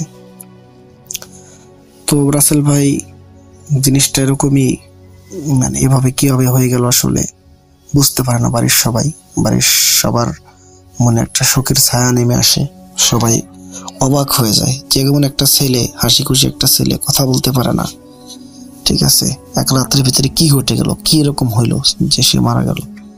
তো যখন দেখতে চায়, আমার হচ্ছে যখন মানে উনি যখন দেখতে চায় চেহারাটা, তখন ওনারা দেখাতে চাচ্ছিল না বাসার কেউই। তো উনি জোর করে এক প্রকার মানে চাদরটা সরিয়ে ফেলে, এবং যখন সরিয়ে ফেলে তখন চাদরটা অতিরিক্ত সরে যায় ভাই। অতিরিক্ত সরে কারণে তিনি দেখে পুরো শরীরে বিড়ালের আঁচড়, পুরো শরীর জুড়ে মানে রক্ত মাখা বিড়ালের আঁচড়। তখন তিনি বুঝতে পারেন যে রাতে হয়তো বা এমন কিছু ঘটছে তার সাথে। তো তখন তিনি কিছুটা অনুভব করে, এবং সে হচ্ছে ওই রাতের ঘটনা সবাইকে খুলে বলে, কি কি ঘটেছিল। তো বাড়ির সবাই শুনে, এসব শুনে একজন প্রথমে হচ্ছে ভাইয়া তার যে ভাষ্য মানে কি, তার যে ভাইটা গেছে তাকে দাফন করার পরে হচ্ছে বাড়িতে একজন হুজুর আনে মিলাদ দেওয়ার জন্য, বড় একজন কবিরাজ টাইপের, যে হচ্ছে তাদের পাশের এলাকায় মসজিদে থাকতো। তাকে এনে বাড়িতে মিলাদ দেওয়ার পরে তাকে জিজ্ঞেস করে, তখন সে হুজুর বলে ঠিক আছে, আমি ব্যাপারটা দেখতেছি, আমি জেনে আপনাদেরকে জানাবো, আমাকে একটা দিন সময় দেন। তো পরের দিন হুজুর এসে বলে যে আপনার ছেলে কিছু বদ জিনের পাল্লায় পড়েছিল, যেটা হচ্ছে সে যখন আপনার বাড়ি থেকে রওনা দিয়েছিল আপনার মেহমানদের আগাইতে, তখন সে হচ্ছে ওই রাস্তা দিয়ে যাচ্ছিল, তখন তার 3-4টা বিড়াল তার সামনে আসে এবং এসে তাকে বাধা দেওয়ার চেষ্টা করে ওইদিকে না যাওয়ার জন্য কোনো কারণে। তো সে হচ্ছে ওইটা মানে না, সে ওই বিড়ালগুলোকে ওই বিড়ালগুলোর থেকে 2টা বিড়ালকে লাথি দিয়ে সে হচ্ছে রাস্তার পাশে ফেলে দেয়। তখন ওই বাকি যে 2টা বিড়াল, ওই 2টা বিড়াল মানে সে ওই আপনার মানে লুকিয়ে যায় আর কি, ভয়ে লাফ দিয়ে এই রাস্তার পাশে চলে যায় ঝোপঝাড়ের ভিতরে। তখন পর্যন্ত সব ঠিকই ছিল। সে তখন ওই তারা জিন ছিল আর কি, ওই বিড়ালগুলো হুজুরের ভাষ্য মতে আর কি রাসেল ভাই। তো রাসেল ভাই এই ছিল আমার ঘটনা। আসলে আমি কতটুকু কোথায় বলতে পারছে জানি না, আর অতিরিক্ত বড় হয়ে গেল আমার রেকর্ডটা, এই জন্য আমি দুঃখিত। আমি ঘটনার ভিতরে আমার নাম বলি নাই, আমার নামটা আমি গোপন রাখতে চাই, যেটা আমি ইমেল আপনাকে লিখে দিব। তো আশা করি ভালো থাকবেন। আল্লাহ হাফেজ। আরও একবার আপনাদের সবাইকে স্বাগত জানাচ্ছি, আমি রাসেল। শুনছেন ভূত.com এবং এই ছিল আমাদের আজকের এপিসোড। যদি ভালো লেগে থাকে অবশ্যই আমাদের জানাবেন, আর ভালো না লাগলেও আমাদেরকে জানিয়ে দেবেন সেটা। আমরা আজকের মতো বিদায় নিব, ফিরে আসবো আবারও আগামী সপ্তাহে। সেই পর্যন্ত সবাই ভালো থাকুন, সুস্থ থাকুন এবং মোস্ট ইম্পর্টেন্টলি ভূত.com এর সাথে থাকুন।